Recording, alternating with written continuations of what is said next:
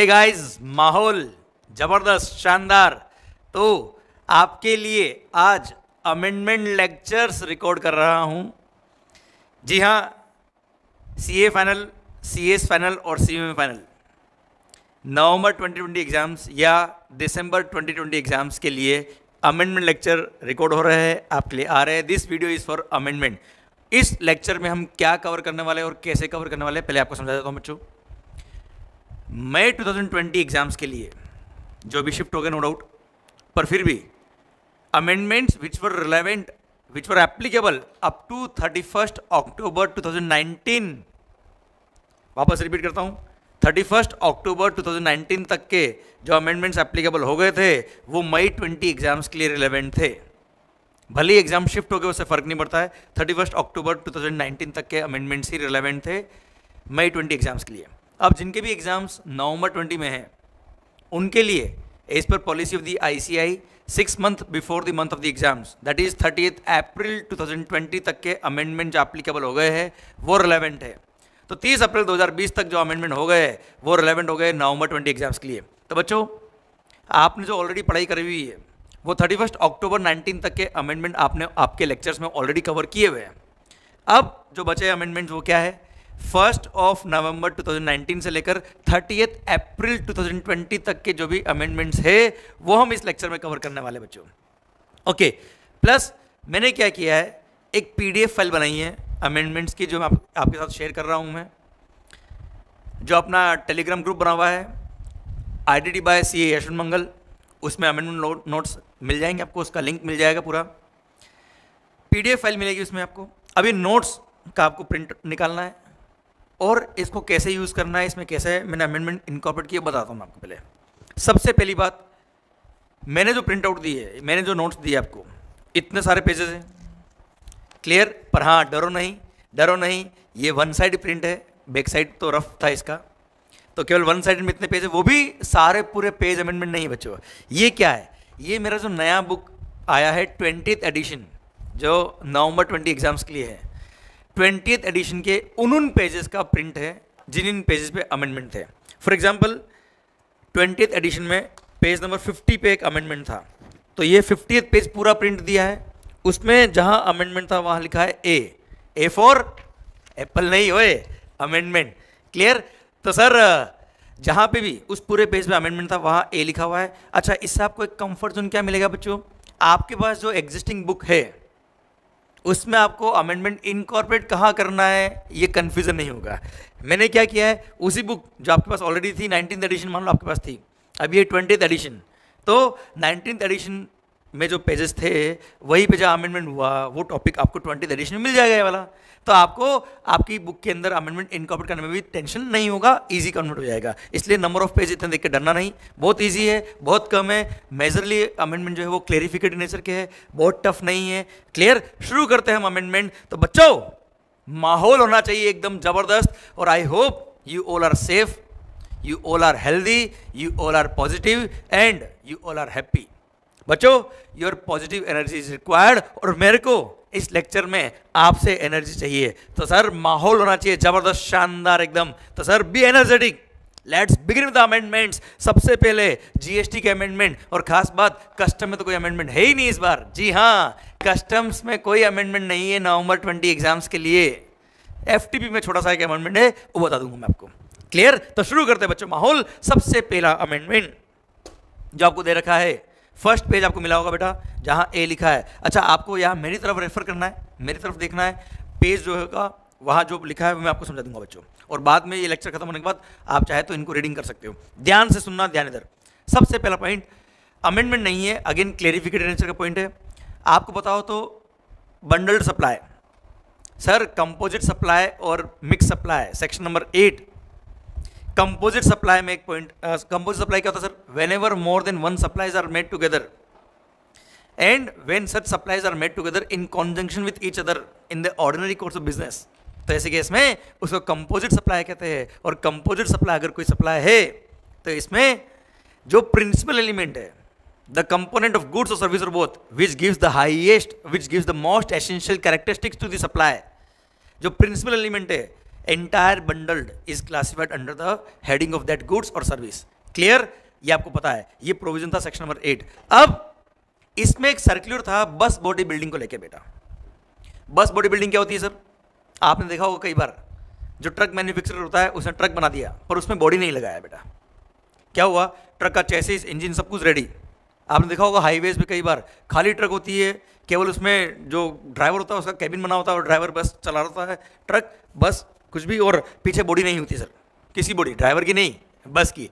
तो सर क्या होता है, वो ट्रक बस बॉडी बिल्डिंग के पास जाती है बेटा, जो बनाता है वो पर्सन क्या करता है, इस ट्रक को यूज़ करके उस पर पूरा बॉडी बनाता है। अब बॉडी जो बनाता है वो उसमें गुड्स भी इन्वॉल्व होता है बेटा, वो सर्विसेज भी इसमें इन्वॉल्व करता है बेटा, क्योंकि मटेरियल भी लगाएगा इसमें और सर्विसेज भी देगा बेटा, बस बॉडी बनाने की सर्विस और मटेरियल जो बस बॉडी होती है वो।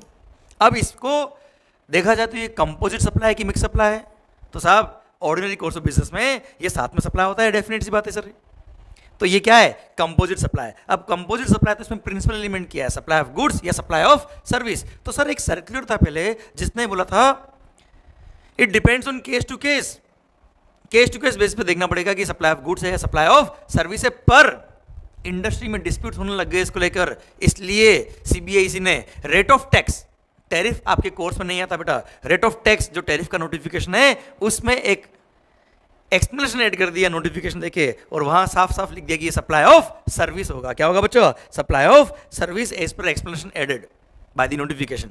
इसलिए वो सर्कुलर जो था जिसमें लिखा था कि it depends on case to case, वो रिलेवेंट नहीं रहा, और यहाँ पे सर्कुलर को हटा के मैंने यहाँ पे ये सेम क्वेश्चन आपको लास्ट वाली बुक में भी था बेटा, आंसर चेंज कर दिया और बोल दिया क्या, ये सप्लाई ऑफ सर्विस कहलाएगा। तो बस बॉडी बिल्डिंग जिसमें मटेरियल भी है और सर्विस भी है, वहाँ वो कंपोजिट सप्लाई है, और उसमें प्रिंसिपल एलिमेंट गवर्नमेंट खुद ने बोल दिया क्या है, सप्लाई ऑफ सर्विस, और सप्लाई ऑफ सर्विस के प्रोविजंस पे लगेंगे। अच्छा आपको एक बात और बता दूं बेटा, मैं आरटीपी, आईसीआई ने आरटीपी दिया था, उसमें एक एमसीक्यू दिया था इसी टॉपिक के रिगार्डिंग, और वहाँ पे इनफैक्ट आरटीपी तो 1 साल पहले इशू किया था, उसमें भी आईसीआई ने जो आंसर दिया उसको सप्लाई ऑफ सर्विस मानते हुए दिया, और वो आरटीपी का क्वेश्चन एमसीक्यू भी अपनी क्वेश्चनर बुक चैप्टर नंबर 3 जो टाइम ऑफ सप्लाई है उसमें ऑलरेडी कवर है बेटा ये। तो कुल मिला के कंक्लूजन ये है, bus body building is supply of service, it's a composite supply, और उसमें principal element is supply of service. माहौल, ये पॉइंट नंबर 1 अमेंडमेंट खत्म होता है। अब क्या टफ था क्या बच्चों? यार बहुत इजी बच्चों, आराम से पढ़ो, डरना नहीं अमेंडमेंट के नाम से। अमेंडमेंट आर मेरे लिए क्लेरिफिकेशन या improvement in the law, nothing else. आइए सरकार अगले पेज पे देखिए, नेक्स्ट मिला होगा आपको वैल्यू ऑफ सप्लाई में rule number 31A। Rule number 31A, अच्छा पहले मैं आपको बताऊंगा कि पहले क्या था और अभी क्या है।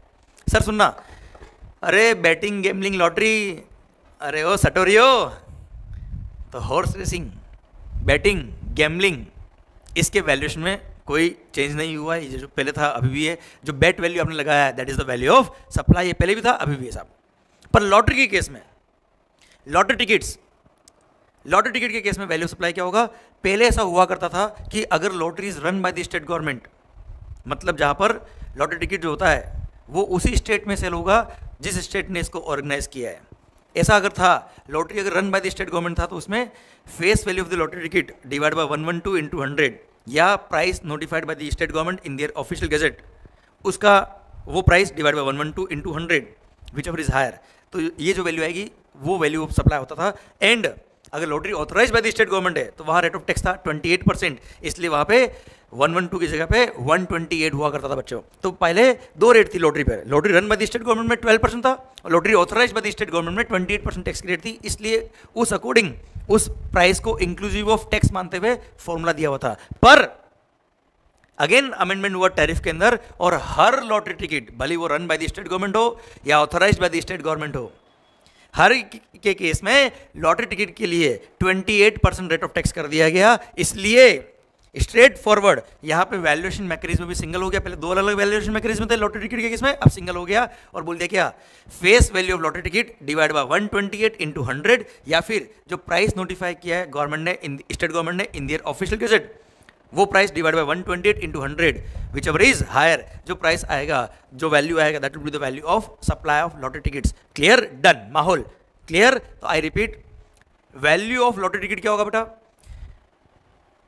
क्या होगा? Face value of lottery ticket या फिर price notified by the government in their official gadget.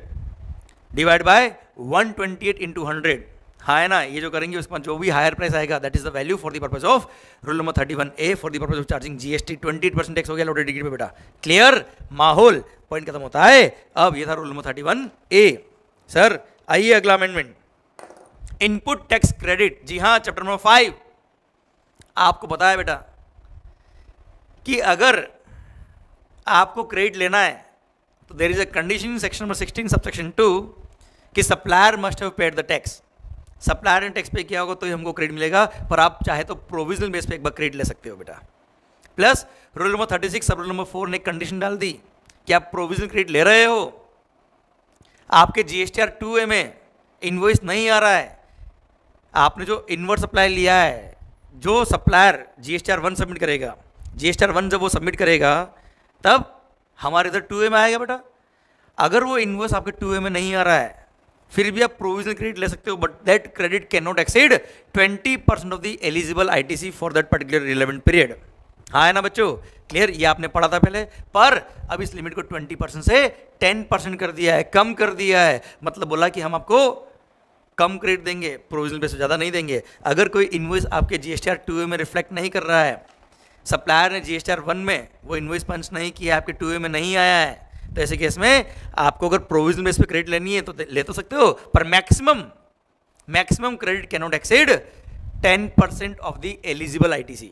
पहले था 20%, उसको कर दिया कितना 10%। तो आपको जो ये पेज मिला होगा वहां पे 20% कट करके 10% लिखा हुआ है, पर ये बेटा डायरेक्ट पोर्शन है, सेम पॉइंट आगे वापस रिपीट मिलेगा बेटा।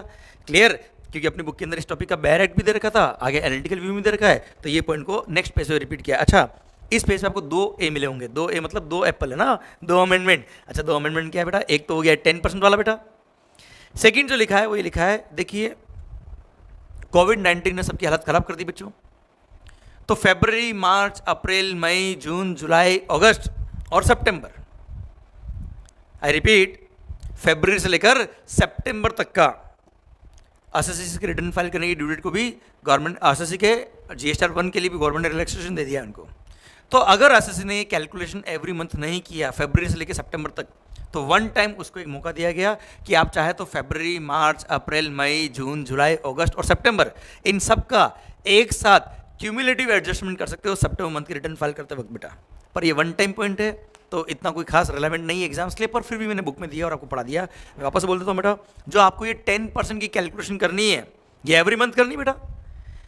एवरी मंथ जब आप अपना जीएसटीआर 3B फाइल करेंगे, जब आप क्रेडिट को अवेल करेंगे, यूज़ करेंगे बेटा, तब आपको मैक्सिमम 10% एक्स्ट्रा क्रेडिट ले सकते हो आप। जिसका बिल नहीं आया 2A में वो भी आप क्रेडिट ले सकते हो, मतलब एलिजिबल क्रेडिट का 110% आप क्रेडिट ले सकते हो बेटा। पर ये एवरी मंथ कैलकुलेशन होगी, पर फरवरी से लेकर सितंबर तक आप चाहे तो ये सारे महीनों का एक साथ सितंबर मंथ में कैलकुलेशन करना कि जितना भी एलिजिबल क्रेडिट था इन सारे महीनों का मिला के, उसका 110% क्रेडिट एक साथ आप ले लेना सितंबर मंथ में, हमें कोई दिक्कत नहीं है। क्लियर, पर अगेन ये वन टाइम एक्सरसाइज है बेटा, क्योंकि कोविड-19 की वजह से सब तरफ लॉकडाउन है, इस वजह से बच्चों। ओके क्लियर, ये 2 पॉइंट यहाँ पे ऐड हुए रूल नंबर 36 सब रूल नंबर 4 में। देखिए आप नेक्स्ट पेज पे आएंगे, जो पेज में 105 टॉप पे आपको मिला होगा बेटा, उसके एंड में भी 2A मिले, ये वही दोनों पॉइंट रिपीट किए, क्योंकि आगे वाले पेज पे जो था वो डायरेक्ट पार्ट था और वही रिपीट किया मैंने कहाँ पर, एनालिटिकल पॉइंट में इसी पॉइंट को ऐड किया कि एक तो 20% की जगह कितना हो गया है 10% हो गया बेटा, मतलब एलिजिबल आईटीसी का 110% आप क्रेडिट ले पाएंगे। एंड सेकंड, फरवरी से लेकर सितंबर मंथ तक का आप चाहे तो क्यूमुलेटिव एक साथ एडजस्टमेंट कर सकते हो सितंबर मंथ का रिटर्न फाइल करते वक्त बच्चों, सितंबर 2020 मंथ के लिए बच्चा। हाँ है ना, ये 2 अमेंडमेंट हुए हैं बच्चों। अच्छा, मैंने देखो नेक्स्ट पेज भी दे रखा है आपको, पेज नंबर 106। यहाँ पर आपकी बुक के अंदर एग्जाम्पल था बेटा, अभी भी एग्जाम्पल ये वाला। अच्छा, पहले जो एग्जाम्पल था वो 20% को लेकर था, अब 10% को लेकर हो गया बेटा। आप चाहे तो वो एनालिटिकल एग्जाम्पल यहाँ देख लीजिए, तो रिवीजन एक और बार हो जाएगा आपका बेटा इस पॉइंट को लेके। Analytical example mid of the page में मिला होगा, पेज नंबर 106 पे ब्रैकेट में लिखा है ITC is available only to the extent of 110% of the ITC which is eligible of GSTR 2A। Clear, ये मिला आपको बेटा। देखिए एग्जाम्पल में दे रखा मैंने, ITC as per books of accounts 2000 rupee, ITC as per GSTR 2A 1500, मतलब आपके 2A में केवल 1500 आ रहा है, जबकि आपने परचेज बिल जो लिए है as per books of accounts वो है 2000 क्रेडिट। अब मैक्सिमम क्रेडिट कितना ले सकते हो, मैं एज्यूम करूँगी जो 1500 है वो पूरा क्या है एलिजिबल क्रेडिट बेटा, क्योंकि एलिजिबल क्रेडिट का ही 110% है बेटा, तो 1500 मानता हूँ पूरा पूरा एलिजिबल क्रेडिट है सर। अब इनवॉइसेज जो अपलोड नहीं किए कितने हो गए बेटा, 500 रुपये के हो गए बेटा, जो आपके 2A में नहीं आ रहे, पर आप मैक्सिमम क्रेडिट ले कितना सकते हो बच्चों, 1500 का 110% जो होता है 1650। 1650 आप आईटीसी ले सकते हो, जबकि आपकी बुक्स के हिसाब से कितना आईटीसी है 2000, तो आपको 350 आईटीसी नहीं मिलेगा। आपने बुक्स में अगर लिया तो उसको रिवर्स करना पड़ेगा बेटा। तो maximum ITC in this particular month can be availed only up to ₹1650। Clear? तो बिजनेसमैन के लिए एक नई हेडेक और चालू हो गई, उसको एवरी मंथ ये कैलकुलेशन वापस करना पड़ेगा बेटा। क्लियर? खैर ये 20% था पहले, अब 10% हो गया है। माहौल डन। प्लस इसको समझाने के लिए, इन चीज़ों को एक्सप्लेन करने के लिए, इंडस्ट्री में कुछ इश्यूज आ रहे थे उनको क्लेरिफाई करने के लिए सीबीआईसी ने इस टॉपिक को लेके एक सर्कुलर भी दिया बेटा। तो वो सर्कुलर भी मैंने आपको दे रखा है। आप उस सर्कुलर के लिए एक काम करें, 4-5 पेज आगे आइए, क्योंकि मैंने सर्कुलर इस चैप्टर के एंड में दिया था। मैं आपको बताता हूँ पेज नंबर, आप 5-6 पेज आगे आइए। आपको मिला होगा इन अमेंडमेंट नोट्स में पेज नंबर 184। अमेंडमेंट नोट्स में पेज नंबर 184 पे आए बेटा आप। आगे क्या बच्चों? ओके, अमेंडमेंट नोट्स का पेज नंबर 184, यहाँ पे इसी टॉपिक को लेके एक सर्कुलर दिया है, वो सर्कुलर भी हम यहाँ कवर कर लेते हैं बच्चों। सुनना बच्चा ध्यान से। मिल गया आपको पेज? मिल गया? ओके, हेडिंग पढ़िए सर, क्या लिखा है? Restriction in availment of input tax credit in terms of sub rule number 4 of rule number 36 of the CGST rules 2017, जो अभी हमने पढ़ा बेटा। रूल नंबर 36(4) में जो सर्कुलर जो प्रोविजन अभी हमने पढ़ा है, उसको लेके कुछ इश्यूज थे, उसको क्लेरिफाई किया। सबसे पहला पॉइंट इन्होंने जो क्लेरिफाई किया कि गवर्नमेंट का जो पोर्टल है वहाँ पे इस कैलकुलेशन करने का कोई मैकेनिज्म नहीं है, इसलिए ये जो आपको कैलकुलेशन करनी है कि मैक्सिमम आप 110% ऑफ एलिजिबल क्रेडिट ही ले सकते हो प्रोविजनल बेस पे, ये आपको सेल्फ असेस करना पड़ेगा। सिस्टम से, गवर्नमेंट के सॉफ्टवेयर से कोई कंट्रोल नहीं है, सेल्फ असेस करना पड़ेगा। ये आपको असेसी को खुद को कैलकुलेशन करनी बेटा। क्लियर?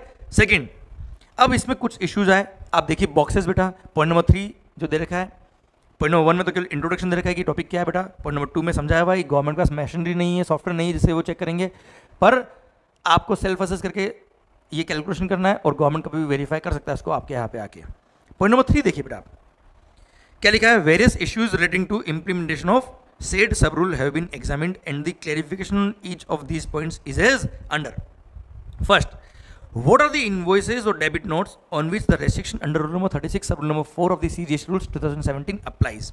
सरकार कौन से इन्वॉइसेज या डेबिट नोट पर रूल नंबर 36 सब रूल नंबर 4 का ये रेस्ट्रिक्शन अप्लाई होगा?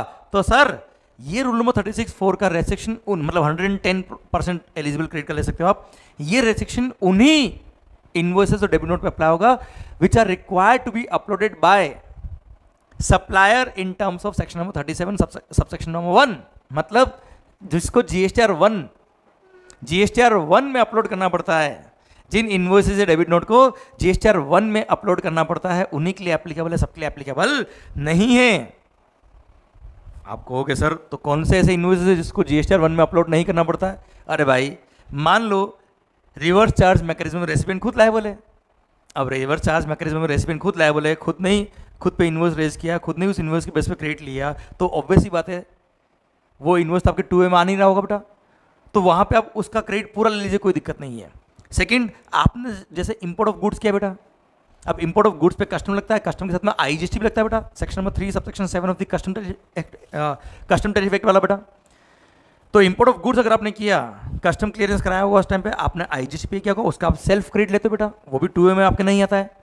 थर्ड साहब, जिसका जीएसटीआर 1 सबमिट करना पड़ता है उसी की बात कर रहा हूँ, तो आईएसडी वाला इनवॉइस इनपुट सर्विस डिस्ट्रीब्यूटर जब क्रेडिट डिस्ट्रीब्यूट करता है तब जीएसटीआर 6 के थ्रू करता है बेटा, वो जीएसटीआर 1 के थ्रू नहीं करता है, वो जीएसटीआर 6 सबमिट करता है, तो हमारे 2A में आता है बेटा। तो सिंस अगेन उसको जीएसटीआर 1 सबमिट नहीं करना पड़ता है, उसको 6 सबमिट करना पड़ता है, इसलिए आईएसडी का भी बिल आ जाए आप क्रेडिट ले लीजिए, भले आपके 2A में नहीं आया। क्लियर? और आपको 110% कैलकुलेशन करते वक्त इनको कंसिडर नहीं करना है साहब, इनकी दिक्कत नहीं है, वो ही इनवॉइस काउंट करने हैं, वही इनवॉइसेस एलिजिबल है इस 110% के लिए। जो ये रेस्ट्रिक्शन जो 110% की है, ये उन्हीं के लिए जिनके लिए सप्लायर को जीएसटीआर 1 सबमिट करना पड़ता है under section number 37 subsection 1। Clear? Supplier ने सेक्शन नंबर 37 सबसेक्शन 1 के अकॉर्डिंग अगर जीएसटीआर 1 सबमिट नहीं किया तो आपके 2A में नहीं आएगा, 2A में आएगा तो क्रेडिट, 2A में नहीं आएगा तो क्रेडिट नहीं मिलेगा। क्लियर? पर वो क्रेडिट आप ले सकते हो कितना? 10% तक का। क्लियर? पक्का? डन। तो मतलब आरसीएम वाले इनवॉइस, आईएसडी वाले इनवॉइस और इंपोर्ट के डॉक्यूमेंट के बेस पे जो आप आईटीसी लेते हो वो तो पूरा डॉक्यूमेंट के बेस पे ले लो, उसमें कोई दिक्कत नहीं है। और सर उसका कोई प्रोविजन क्रेडिट वाली बात नहीं आएगी। और ऐसे केस में जिनका जीएसटीआर 1 सबमिट करना पड़ता है, मतलब नॉर्मल इनवॉइस, डेबिट नोट वगैरह, वो लोग क्या करेंगे, जीएसटीआर 1 पंच करेंगे, हमारे 2ए में आएगा। वो भी अगर 2ए में नहीं आ रहा है तो आपको क्रेडिट नहीं मिलेगा। क्लियर। पर टेम्पररी आप ले सकते हो कितना, 10% एक्स्ट्रा क्रेडिट ले सकते हो एलिजिबल क्रेडिट का बेटा। Clear, done. समझे मेरी बात बेटा। माहौल, ये पॉइंट नंबर 1 का आंसर हुआ बेटा आपका। ओके सरकार, पॉइंट नंबर 2, वेदर द, अच्छा एक और सेकंड बात, सिंस ये 20% और 10% वाला जो प्रोविजन था, 20% वाली कंडीशन आई थी 9 अक्टूबर से, तो 9 अक्टूबर 2019 या उसके बाद जो बिल इशू हुए साहब, 9 अक्टूबर 2019 के बाद जो बिल इशू हुए उन्हीं पे ये कंडीशन अप्लाई होगी, उससे पहले वाले बिल पे कंडीशन अप्लाई नहीं होगी। अच्छा पहली बात तो 9 अक्टूबर को रजिस्ट्रेशन जो आई थी वो 20% की आई थी, फिर इसको चेंज करके 10% कर दिया, पर कुल मिला के उससे पहले वाले बिल अगर होंगे तो आप पूरा क्रेडिट ले लीजिए, उसके लिए तो प्रोविजनल बेस पे क्रेडिट लो, भले 2A में नहीं आ रहा तो भी। क्लियर, पक्का बच्चों। उसके बाद वाले बिल के लिए ही मैक्सिमम 20% तक ले सकते थे क्रेडिट, जिसको बाद में कम करके 10% कर दिया गया। माहौल, point number 2, whether the said restriction is to be calculated supplier wise or on consolidated basis। बेटा हमने प्रोविजन पढ़ा, कहीं पे लिखा था सप्लायर वाइज आपको 110% कैलकुलेट करना है, नहीं, आपको जो 110% कैलकुलेट करना है वो कंसोलिडेटेड बिल के बेस पे करना है। आपने टोटल जितना परचेज किया उसमें जितना एलिजिबल क्रेडिट है आपके पास, जितना एलिजिबल आईटीसी, देखो बेटा मान लो कोई क्रेडिट जो है वो ब्लॉक क्रेडिट में कवर है 17.5 में, तो उसका आईटीसी वैसे भी मिलता ही नहीं है, तो उसको एलिजिबल आईटीसी में कैलकुलेट नहीं करना। तो जो एलिजिबल आईटीसी है उसका 110% तक का क्रेडिट आप ले सकते हो बेटा। क्लियर। और वो 110% किसका होगा, टोटल सारे बिल का होगा, सप्लायर वाइज नहीं बेटा, कंसोलिडेटेड वाइज बेटा। टैक्स पीरियड में जितने भी परचेज किए, कितने भी लोगों से परचेज किया, कोई कंसर्न नहीं है, सबका मिला के टोटल क्रेडिट, फिर उसका 110%। माहौल सर, क्वेश्चन नंबर 3, जो डाउट आया इंडस्ट्री में कि form number GSTR 2A being a dynamic document, dynamic document मतलब क्या होता है बेटा कि साहब सप्लायर जरूरी थोड़े कि वो ड्यू डेट पे ही जीएसटीआर 1 सबमिट करते हैं, होता उसने लेट सबमिट किया, अब उसने जीएसटीआर 1 लेट सबमिट किया तो हमारे 2A में भी लेट आएगा बेटा। तो हमको जो इन्वेसेस आ गए हैं हमारे 2A में, जो एलिजिबल क्रेडिट है वो किस दिन तक का लेना है, वो क्वेश्चन पढ़िए वापस बेटा।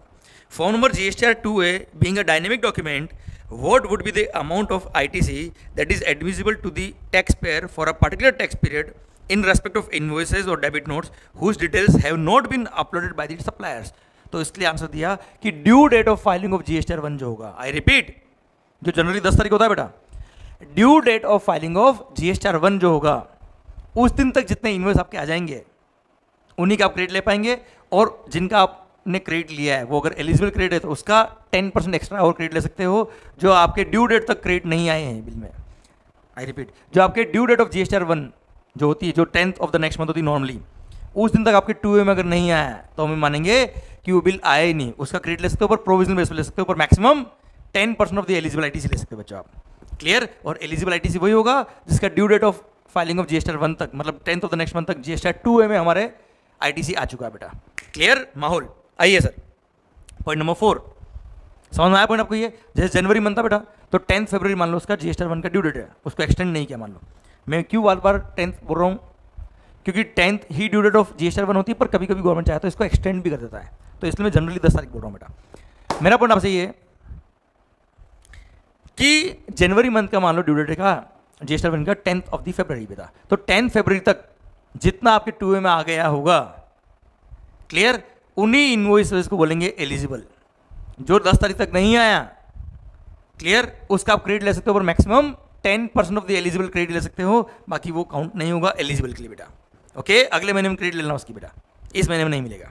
आइए point number 4, how much ITC a registered person, I repeat, how much ITC a registered tax payer can avail in his form GSTR 3B in a month in case the details of some of the invoices have not been uploaded by the supplier under subsection 1 of section number 37।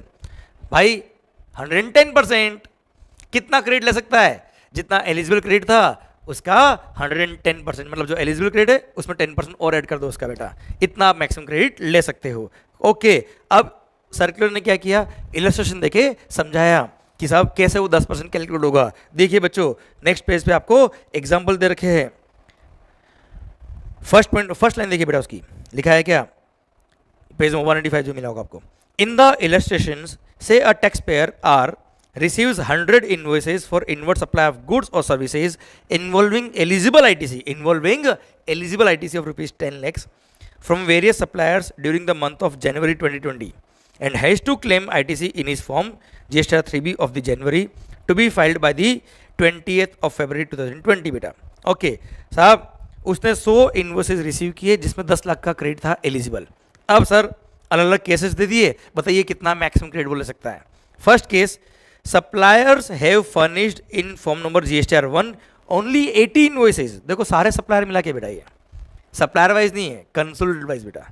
Suppliers have furnished in form number GSTR 1 80 invoices, 80 invoice involving ITC of rupees only 6 lakhs as on the due date of furnishing of the details of outward supplies by the supplier. In example से सारे point आपको clear हो जाएंगे। तो sir 6 lakh का ITC आ रहा है 2A में और ये एलिजिबल क्रेडिट है, तो क्या करेंगे, मैक्सिमम कितना ले सकते हो बेटा, 10% एक्स्ट्रा, कितना हो गया 6,60,000 क्रेडिट आप ले पाएंगे इस पर्टिकुलर मंथ में आउट ऑफ 10 लाख, और रिमेनिंग 340 बाद में मिलेगा जब उनके रेस्पेक्टिव इन्वेस्टर्स आएंगे तब।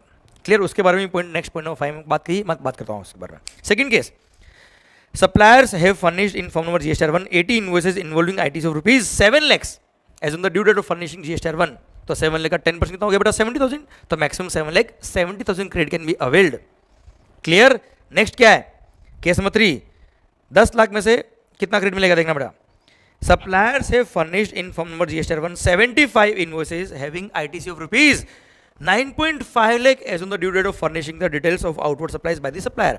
भाई 9.5 लाख का क्रेडिट तो ऑलरेडी आ गया, अब उसका 10% होता है 95,000, अब 9,50,000 आउट ऑफ 10 लाख, 10 लाख के सारे बिल थे बेटा, 10 लाख में से 9,50,000 तो वैसे भी बिल आ गया बेटा, तो आप क्रेडिट ले लोगे। अब 9,50,000 का 10% कितना होता है 95,000, टोटल करेंगे तो 10,45,000। अरे भाई जब टोटल बिल ही 10 लाख के थे तो कैसे 10 लाख से ज़्यादा क्रेडिट ले पाएंगे बेटा। आप प्रोविजनल बेस पे क्रेडिट ले सकते हो पर एक्चुअल परचेज नहीं किया तो कैसे लोगे बेटा, तो एक्चुअल परचेज मैक्सिमम 10 लाख का था बेटा।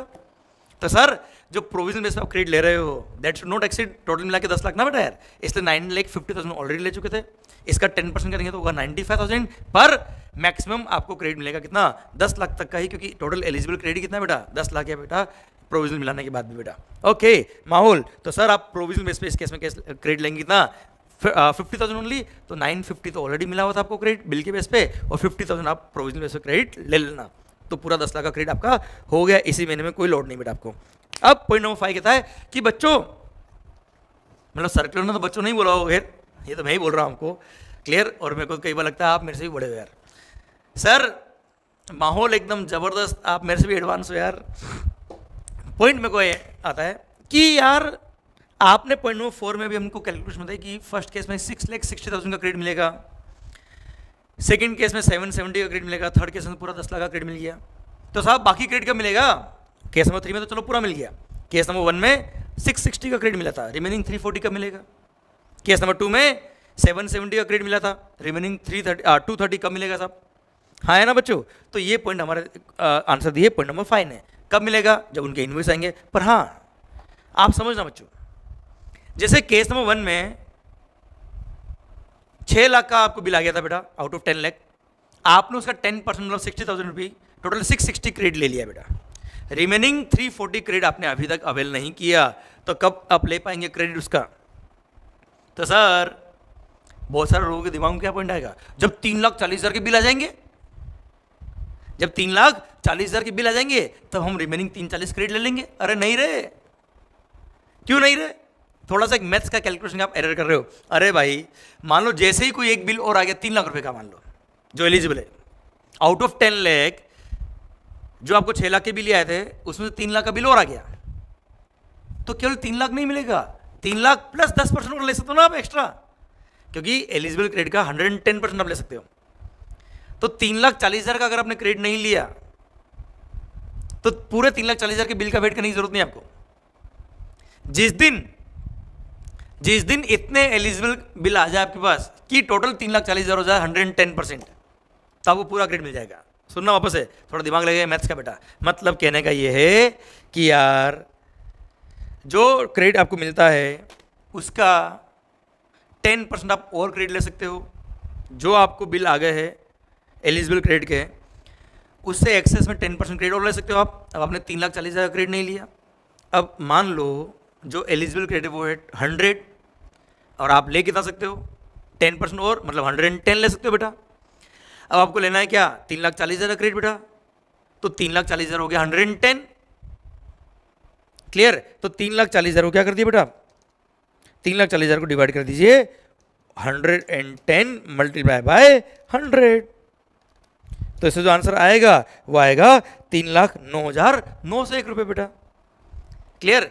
3,09,901। तो जिस दिन आपको 3,09,901 के इनवॉइसेस आ जाएंगे, क्या बोला मैंने, 3,09,091 के बिल, 3,09,000, मेरे कैलसी गलत हो रहा है, कैलसी की बैटरी खत्म हो गई सर। अब कोविड ने कई सारी बैटरियाँ खत्म कर दी मालिक, मोबाइल में यूज़ करते हैं हम। 3,40,000, ओके, 3,09,091, 3,09,091 के जिस दिन बिल आपके पास आ जाएंगे उस दिन आप क्रेडिट ले पाएंगे। 3,09,091 के बिल जब आ जाएंगे उस दिन आप 3,40,000 का क्रेडिट ले पाएंगे। आई रिपीट, कैसे बेटा, देखो टोटल 10 लाख का क्रेडिट आपको लेना है बेटा, 6 लाख के बिल ऑलरेडी आ गए, अरे हाँ है ना, क्लियर। आपने कितना क्रेडिट लिया 6 लाख का 110%, तो 660 क्रेडिट ले लिया आपने। अब अगर आपको 3,09,091 के इनवॉइसेस और आ जाए 3,09,091 के, तो ऐसे केस में क्या होगा, देखिए 3,09,091 इसमें मल्टीप्लाई करें किससे 110% से, तो देखो 3,40,000 आ जाएगा बेटा। तो जिस दिन रिमेनिंग 3,09,091 रुपये के इनवॉइसेस आपको और आ जाएंगे उस दिन आप रिमेनिंग 3,40,000 का क्रेडिट और ले पाएंगे और पूरा 10 लाख का क्रेडिट हो जाएगा। तो यार एक काम करता हूँ ना मैं, और अच्छे तरीके से फ्रेम कर देता हूँ इस पॉइंट को। बच्चों मैं तो ये कह रहा हूँ, छोड़ो इन सब बात को, डायरेक्ट ये देखो कि 10 लाख का जो एलिजिबल क्रेडिट है आपका टोटल क्रेडिट, वो अगर 110% है तो 100% कितना होगा, क्योंकि जिस दिन एलिजिबल क्रेडिट के बिल जितने आपके पास आए उसमें जब 10% ऐड करोगे वो टोटल क्रेडिट हो जाएगा बेटा आपका। तो टोटल क्रेडिट आपको लेना है कितना 10 लाख का, तो 10 लाख को मान लो आप 110, क्योंकि मैक्सिमम 110% आप क्रेडिट ले सकते हो बेटा। तो सर हम तो मान रहे क्या 10 लाख का क्रेडिट जो था वो हमको लेना है पूरा, तो कितना की बिल हमारे पास आ जाना चाहिए बेटा, क्वेश्चन समझे मेरा वापस है। अगर पूरे 10 लाख का क्रेडिट अगर आपको लेना है तो कितने के इन्वेस्टर्स आपके पास होने चाहिए सो दैट आप पूरे 10 लाख का क्रेडिट ले पाए। तो 10 लाख को 110 मान लो, 10 लाख, देखिए मोबाइल में कैलकुलेशन करिए बेटा, 10 लाख डिवाइड बाय 1.10 कर दो आप, क्लियर, या 10 लाख डिवाइड बाय 110 इंटू 100 कर दो बेटा। अगर 10 लाख 110% है तो 100% कितना हो गया 9,09,091, राउंड ऑफ करके 9,09,091 के जिस दिन आपके पास इन्वॉइसेस आ गए उस दिन आप 10 लाख का पूरा क्रेडिट ले लेंगे बेटा। समझा मेरी बात, मतलब जिस दिन आपके पास 9,09,091 रुपए के टोटल टैक्स इन्वॉइसेस आ गए उसका 110% करेंगे 10 लाख हो जाएगा बेटा। तो सर पूरा 10 लाख क्रेडिट मिल गया, कोई लॉस नहीं हुआ बेटा अपने को भी, वर्किंग कैपिटल को लॉस नहीं हुआ, क्रेडिट इमीडिएट मिल गया। तो सर आपको केस में 1 में इन्वॉइस आए कितने के थे 6 लाख के आए थे बेटा, अरे हाँ है ना। अब 6 लाख के बिल पे 6,60,000 ले लिया, अगर आपके पास 9,09,091 की बिल हो जाए तो पूरा 10 लाख मिल जाएगा ना यार। तो इन्वेस्ट आए कितने बेटा, आउट ऑफ 9,09,091 आपके पास इन्वेस्ट आ गए थे 6 लाख के, तो रिमेनिंग 3,09,091 के बिल और आ जाएंगे, तो रिमेनिंग 3,40,000 पूरा क्रेडिट आपको मिल जाएगा। सेम वे 7 लाख वाले केस नंबर 2 जो था ना बेटा आपका कि 10 लाख में से 7 लाख के बिल आए थे बेटा, अब 10 लाख में 7 लाख के बिल आ गए, तो अगर आपके पास 9,09,091 के बिल हुए तो पूरा 10 लाख मिल जाएगा। तो 9,09,091 में से 7 लाख तो ऑलरेडी आ गया, रिमेनिंग कितना है 2,09,091। तो जिस दिन रिमेनिंग 2,09,091 के इन्वॉइसेस आपको और आ जाएंगे उस दिन आप रिमेनिंग 2,30,000 का क्रेडिट और ले लेंगे केस नंबर 2 में, और आपका पूरा 10 लाख का क्रेडिट अवेल हो जाएगा बच्चों। क्लियर, समझे, ये आपका सर्कुलर पूरा खत्म होता है। अब इसी के साथ भारत माता की जय। मैं सर्कुलर एक बार वापस रिवाइज करता हूं सो दैट समरी पॉइंट में आपका दिमाग में पूरा फिट हो जाएगा क्या मैंने पढ़ाया आपको। सबसे पहली बात ध्यान देना बेटा, रूल नंबर 36 और रूल नंबर 4 दिल थाम के सुनिएगा। रूल नंबर 36 और रूल नंबर 4 बोलता है क्या कि आपने जो भी क्रेडिट लिया है परचेज इन्वॉइस जो टैक्स पे किया उसका आप क्रेडिट लेंगे, पर अगर कोई इन्वॉइस जो GSTR 1 के थ्रू सबमिट होना था, सप्लायर को सबमिट करना था, उसने सबमिट नहीं किया, आपके 2A में नहीं आ रहा है, तो भी आप उसका क्रेडिट ले सकते हो प्रोविजनल बेस पे, but that provisional credit can not exceed 10% of the total eligible credit. Clear? अब उसको लेके मतलब एलिजिबल क्रेडिट का 110% मैक्सिमम आप क्रेडिट ले सकते हो। उसको लेके सर्कुलर ने क्लेरिफाई किया कि पहली बात तो उसको सप्लायर वाइज नहीं देखना है, कंसोलिडेट वाइज देखना है बेटा। सेकंड थिंग, यहाँ पे कैलकुलेशन में वही इन्वॉइसेस आएंगे जिसको GSTR 1 के थ्रू 2A में आना होता था बेटा। मतलब अगर RSM के थ्रू डायरेक्ट आपने टैक्स पे किया, आपने क्रेडिट लिया, तो आपका इन्वॉइस आपने ही पंच किया, खुद ने क्रेडिट लिया बेटा, तो 2A में तो आता नहीं बेटा। इंपोर्ट ऑफ गुड्स पे कस्टम पे किया, कस्टम के साथ IGST पे किया, ISD का क्रेडिट GSTR 6 के थ्रू आता है बेटा, 1 के थ्रू नहीं आता है। तो इस तरह के क्रेडिट जो GSTR 1 के थ्रू नहीं आते हैं, उनका तो आप क्रेडिट वैसे भी ले सकते हो, वहाँ पे उसको 10% के लिए प्रोविजनल बेस का जो 10% है मैक्सिमम लिमिट, उसमें काउंट करने की जरूरत नहीं है, मतलब फायदा ही दिया बेटा, आपको नुकसान नहीं है। सेकंड बोलता है, नेक्स्ट क्या बोलता है, अच्छा आपको जो क्रेडिट लेना है बेटा वो कब तक लेना है, कब तक आपको एलिजिबल क्रेडिट काउंट करना है, due date of filing of GSTR 1 तक जो बिल आ गए वो एलिजिबल क्रेडिट में काउंट होंगे बेटा आपके, और उसका 110% हो जाएगा।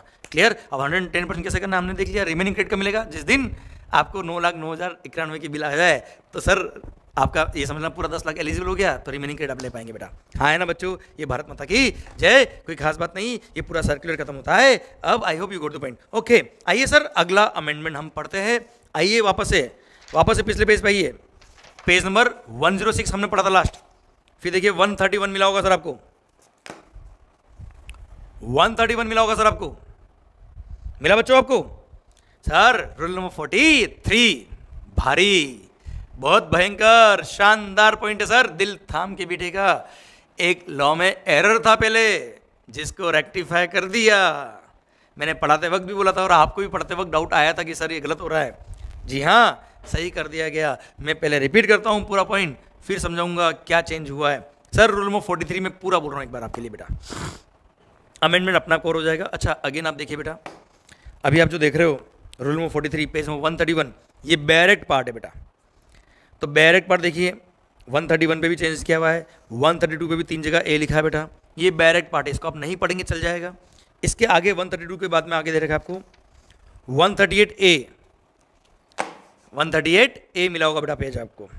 मेरे को मेन बुक के पेज नंबर चेंज नहीं करना था, इसलिए मैंने बीच में पेज ऐड करने के लिए 138A ऐड कर दिया, सो दैट सीक्वेंस चेंज नहीं हो पेज नंबर की। Okay sir, page number 138A मिला होगा बेटा। ये रूल नंबर 43 पूरा आपके लिए दे रखा है नया, जो आपकी बुक के अंदर 138 पे ये पेज दे रखा होगा, उसी को रिप्लेस करना है रूल नंबर 43 को पूरा। ये पूरा मैंने रूल नंबर 43 आपको याद दे दिया बेटा। ओके, मैं पहले आपको पूरा रूल नंबर 43 बोल रहा हूँ, फिर अमेंडमेंट अपना आप समझा दूंगा मैं आपको बच्चों, अभी उधर ध्यान नहीं। तो आपके आगे के 2 पेज जो थे डायरेक्ट वाले वो मैंने हटा दिए, डायरेक्ट 138A पे आ गया हूँ बच्चा मैं, क्योंकि वो रिपीट किया इंडिया पे अपनी लैंग्वेज में। ध्यान इधर, बुक्स में भी ध्यान नहीं, अभी ध्यान पूरा इधर, माहौल होना चाहिए, माहौल यू नो सर, कत्ले आम हो जाएगा नहीं तो। ध्यान इधर, हथौड़ा त्यागी। पॉइंट मेरा आपसे ये है, रूल नंबर 43 क्या कहता है सर?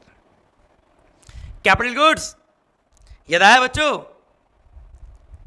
अगर मेरे फैक्ट्री में मोर देन 1 गुड्स है, या I am a trader of more than 1 goods, या I am a supplier of service of more than 1 services, और गुड्स और सर्विस और बोथ, जिसमें से कुछ एग्जेम्प्टेड कुछ क्या है टैक्सेबल है, तो कॉमन इनपुट सर्विस के लिए रूल नंबर 42 था, और कैपिटल गुड्स के लिए रूल नंबर 43 है। सुना बच्चों ध्यान से, मान लो आवाज नहीं आ रही हुई, हाँ ऑब्वियस बात है आवाज कैसे आएगी सर, पर हाँ आप बोलना मान लिया। सर मान लो मेरी फैक्ट्री में 2 गुड्स बनते हैं, कौन कौन से?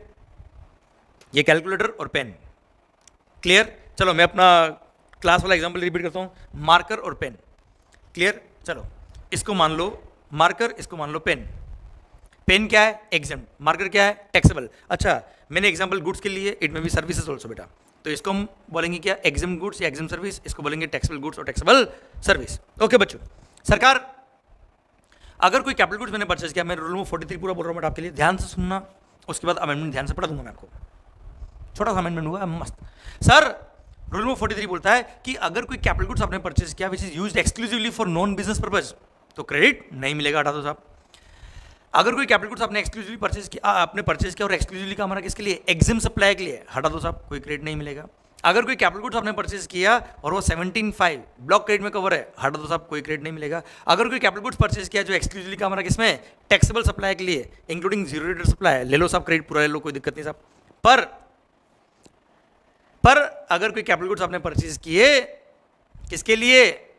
Both taxable as well as exim supplies के लिए। तो ऐसे केस में क्या होता है बेटा, सारा क्रेडिट ले लो, एक बार सारा क्रेडिट ले लो, फिर अवेल कर लो, फिर उसको डिवाइड बाय 60 मंथ करो, और डिवाइड बाय 60 मंथ करके 60 मंथ तक उसको स्ट्रेट लाइन मेथड से सर क्या कर दो, स्प्रेड कर दो 60 मंथ तक, और फिर एवरी मंथ क्या करेंगे हम, रेस्पेक्टिव मंथ का turnover, EXIM turnover divide by total turnover करके हम प्रोपोर्शनेट जो अमाउंट आएगा हर महीने क्या करेंगे, आउटपुट टैक्स लायबिलिटी में ऐड करेंगे अलोंग विथ इंटरेस्ट। ये रूल नंबर 43 वापस से बोलता बेटा मैं। कॉमन क्रेडिट का क्या किया बेटा आपने, सर मान लो आपने इस मंथ में, मान लो मंथ चल रहा है अभी क्या, जून 2020 मंथ में, या चलो मई मंथ की बात करते हैं जिसकी कैलकुलेशन जून में कर रहे हैं मई 2020 मंथ में आपने बहुत सारे कैपिटल गुड्स परचेस किए, उन सब का मिला के 70 लाख रुपए का टैक्स आपने पे किया था परचेस पर। उसमें से कुछ टैक्स था, कुछ कैपिटल गुड्स थे एक्सक्लूसिवली नॉन बिजनेस के लिए, हटा दो साहब, कुछ कैपिटल गुड्स थे एक्सक्लूसिवली एग्जाम के लिए, हटा दो साहब, कुछ कैपिटल गुड्स 17(5) में कवर होते हैं ब्लॉक क्रेडिट में, हटा दो साहब, कुछ कैपिटल गुड्स केवल और केवल टैक्सेबल में काम है इंक्लूडिंग जीरो रेट सप्लाई, ले लो क्रेडिट, बचा हुआ क्या है, कॉमन क्रेडिट बेटा। अब जो कॉमन कैपिटल गुड्स है ये डिफाइन नहीं कि टैक्सेबल में काम आए कि एग्जाम में काम आए, दोनों में काम आए, कॉमन काम आए, तो ऐसे केस में वो भी पूरा क्रेडिट आप ले लीजिए बेटा। जैसे वो था मान लो सर 36 लाख, अब 36 लाख का जो क्रेडिट था वो वॉल्यूम से यार ना, 36 लाख का जो टोटल क्रेडिट था कितने का, 36 लाख का, वो था कॉमन क्रेडिट। अब पूरा क्रेडिट वो भी ले लो बेटा आप, फिर उसको डिवाइड बाय 60 मंथ करेंगे। अब 60 मंथ करेंगे तो साहब 60 मंथ तक वो क्या हो जाएगा, स्ट्रेट लाइन मेथड से स्प्रेड हो जाएगा बेटा। 36 लाख डिवाइड बाय 60 मंथ कितना होता है, 60,000 रुपये, तो 60,000 रुपये पर मंथ हो गया बेटा। वो 60,000 रुपये पर मंथ आपका स्ट्रेट लाइन मेथड से डिस्ट्रीब्यूट हो गया बेटा 60 महीने तक। आपने 36 लाख एक बार पूरा क्रेडिट ले लिया, अब क्या करेंगे 60,000 जो हर महीने के लिए स्प्रेड हुआ है उसको रेस्पेक्टिव मंथ का exim turnover divide by total turnover, respective month का exim turnover divide by total turnover करके हम क्या करेंगे, जो अमाउंट आएगा उसको हर महीने की रेस्पेक्टिव आउटपुट टैक्स लायबिलिटी में ऐड कर देंगे। और सर जितना अमाउंट आपको लायबिलिटी में ऐड करना है उसको आपको पे करना पड़ेगा अलोंग विथ इंटरेस्ट। ये पहले भी था, अभी भी है बेटा, और इसमें कोई चेंज नहीं है। अब आगे बढ़ती है कहानी बेटा।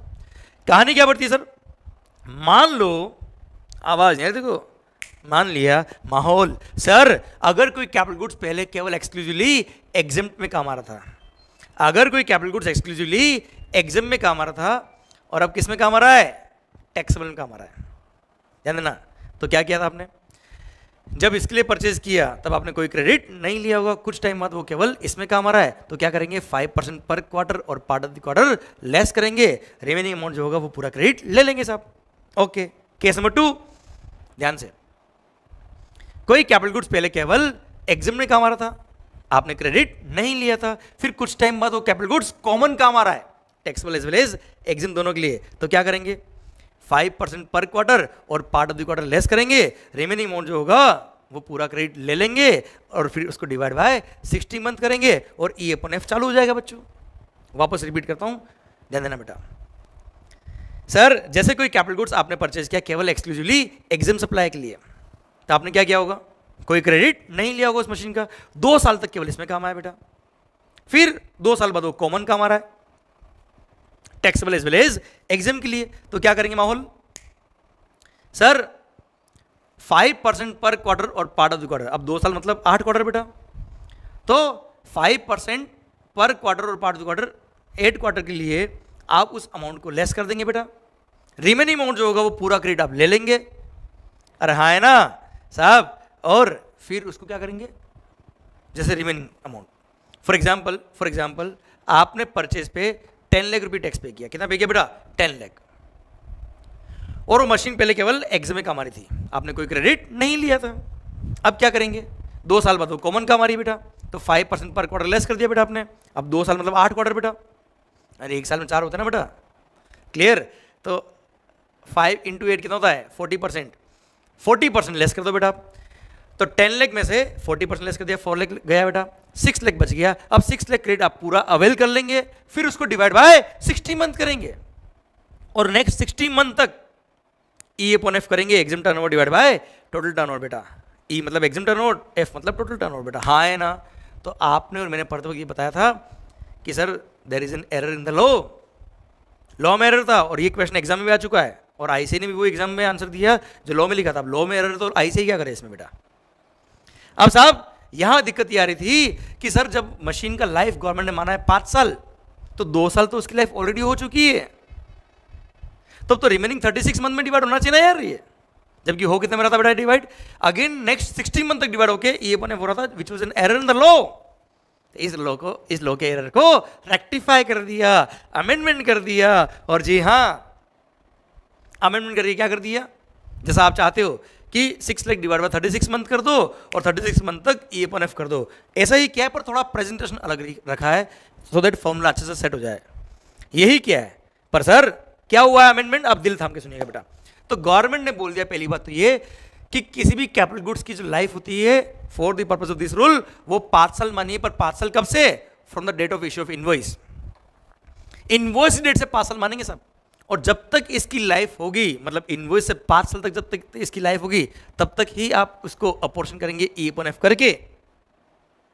अब साहब अमेंडमेंट कैसे किया आगे, अगर कोई कैपिटल गुड्स केवल एग्जाम में काम आ रहा था, आई रिपीट, अगर कोई कैपिटल गुड्स केवल एग्जाम में काम आ रहा था, दिल थाम के सुना बेटा, तो आपने उसके लिए क्रेडिट नहीं लिया होगा बेटा।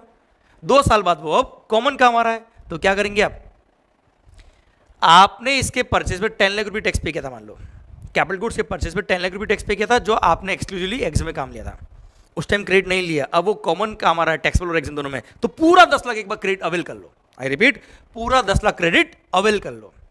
पर सर आप कहेंगे 2 साल तो वो एक्सक्लूसिवली एग्जाम में काम आया सर, तो 2 साल का रिवर्स कर दो, आउटपुट टैक्स लायबिलिटी में ऐड कर दो, मतलब 10 लाख इंटू 5% पर क्वार्टर और पार्ट ऑफ द क्वार्टर, जैसे 8 क्वार्टर हुए तो 4 लाख आया 40%, तो 4 लाख रुपए उसी महीने की लायबिलिटी में ऐड कर दो, तो 10 लाख का क्रेडिट लिया, 4 लाख को लायबिलिटी में ऐड कर दिया, तो नेट 6 लाख ही तो आया बेटा। पर प्रेजेंटेशन ऐसा करने का जो मैंने बताया अभी आपको, 10 लाख अवेल करो, 4 लाख लायबिलिटी में ऐड कर दो बेटा, क्लियर। अब क्या होगा सर आगे, अब उस 10 लाख को डिवाइड बाय 60 मंथ करेंगे। आई रिपीट, किसको डिवाइड बाय 60 करेंगे सर, उस 10 लाख को डिवाइड बाय 60 मंथ करेंगे और ई अपॉन एफ करेंगे। पर ई अपॉन एफ कब तक करेंगे बेटा, 60 मंथ, कहां से, from the date of purchase of capital goods से, from the date of issue of invoice से बेटा, हाँ है ना। तो सर अब रिमेनिंग 36 मंथ बचे, तो रिमेनिंग 36 मंथ में ही उसका ई अपॉन एफ होगा, क्योंकि 2 साल तो ऑलरेडी गुजर चुके, उसका तो वैसे भी जो क्रेडिट था वो लायबिलिटी में पूरा ऐड कर चुके बच्चा, हाँ है ना, क्लियर। तो अगर आप कैलकुलेशन करेंगे तो सर अमाउंट दोनों तरफ से एक ही आने वाला है, हाँ है ना बच्चों। तो अब क्या करेंगे सर, वापस बताइए मुझे आप, 10 लाख को, पूरे 10 लाख को डिवाइड बाय 60 मंथ करेंगे, तो जो अमाउंट आएगा उसको अब रिमेनिंग 36 मंथ तक ई अपॉन एफ करके रिवर्स करते जाएंगे, आउटपुट टैक्स लायबिलिटी में ऐड करते जाएंगे। ओके, पहले 10 लाख का क्रेडिट लेंगे, उसी महीने में जितना टाइम वो एग्जाम में काम आया उतना लायबिलिटी में ऐड कर देंगे बेटा पूरे अमाउंट को, जैसे 4 लाख था लायबिलिटी में ऐड कर दिया बेटा, अब 10 लाख एक तरह से आपने अवेल किया ना यार, 10 लाख को डिवाइड बाय 60 कर देंगे, अब जो अमाउंट आएगा उसको 36 मंथ तक ई अपॉन एफ चालू कर देंगे। भारत माता की जय, लॉ में परफेक्शन आ गया बेटा ये। ओके, सेकंड केस, अगर कोई कैपिटल गुड्स केवल इसमें काम आ रहा था, एग्जाम में टैक्स में काम आ रहा था, आपने सारा क्रेडिट लिया था बेटा, आई रिपीट, आपने सारा क्रेडिट लिया था बेटा, फिर वो केवल एग्जाम में काम आ रहा था, क्या करेंगे, 5% पर क्वार्टर और part of the quarter less कर देंगे और बाकी पूरा क्रेडिट रिवर्स कर देंगे, लायबिलिटी में ऐड कर देंगे, क्लियर। ओके, इसमें कोई चेंज की जरूरत भी नहीं। पर अगर कोई कैपिटल गुड्स एक्सक्लूसिवली टैक्स में काम आ रहा था, आपने सारा क्रेडिट लिया था बेटा कैपिटल गुड्स का, फिर वो कॉमन काम आ रहा है, किस में काम आ रहा है, कॉमन, तो क्या करते थे पहले बेटा, आपने जब परचेज किया हुआ कैपिटल गुड्स को जो केवल टैक्स में काम आ रहा है, तो क्रेडिट तो आप उसका ऑलरेडी अवेल कर चुके हो, अब वो कॉमन काम आ रहा है, तो वापस से अवेल करने की बात तो नहीं आएगी।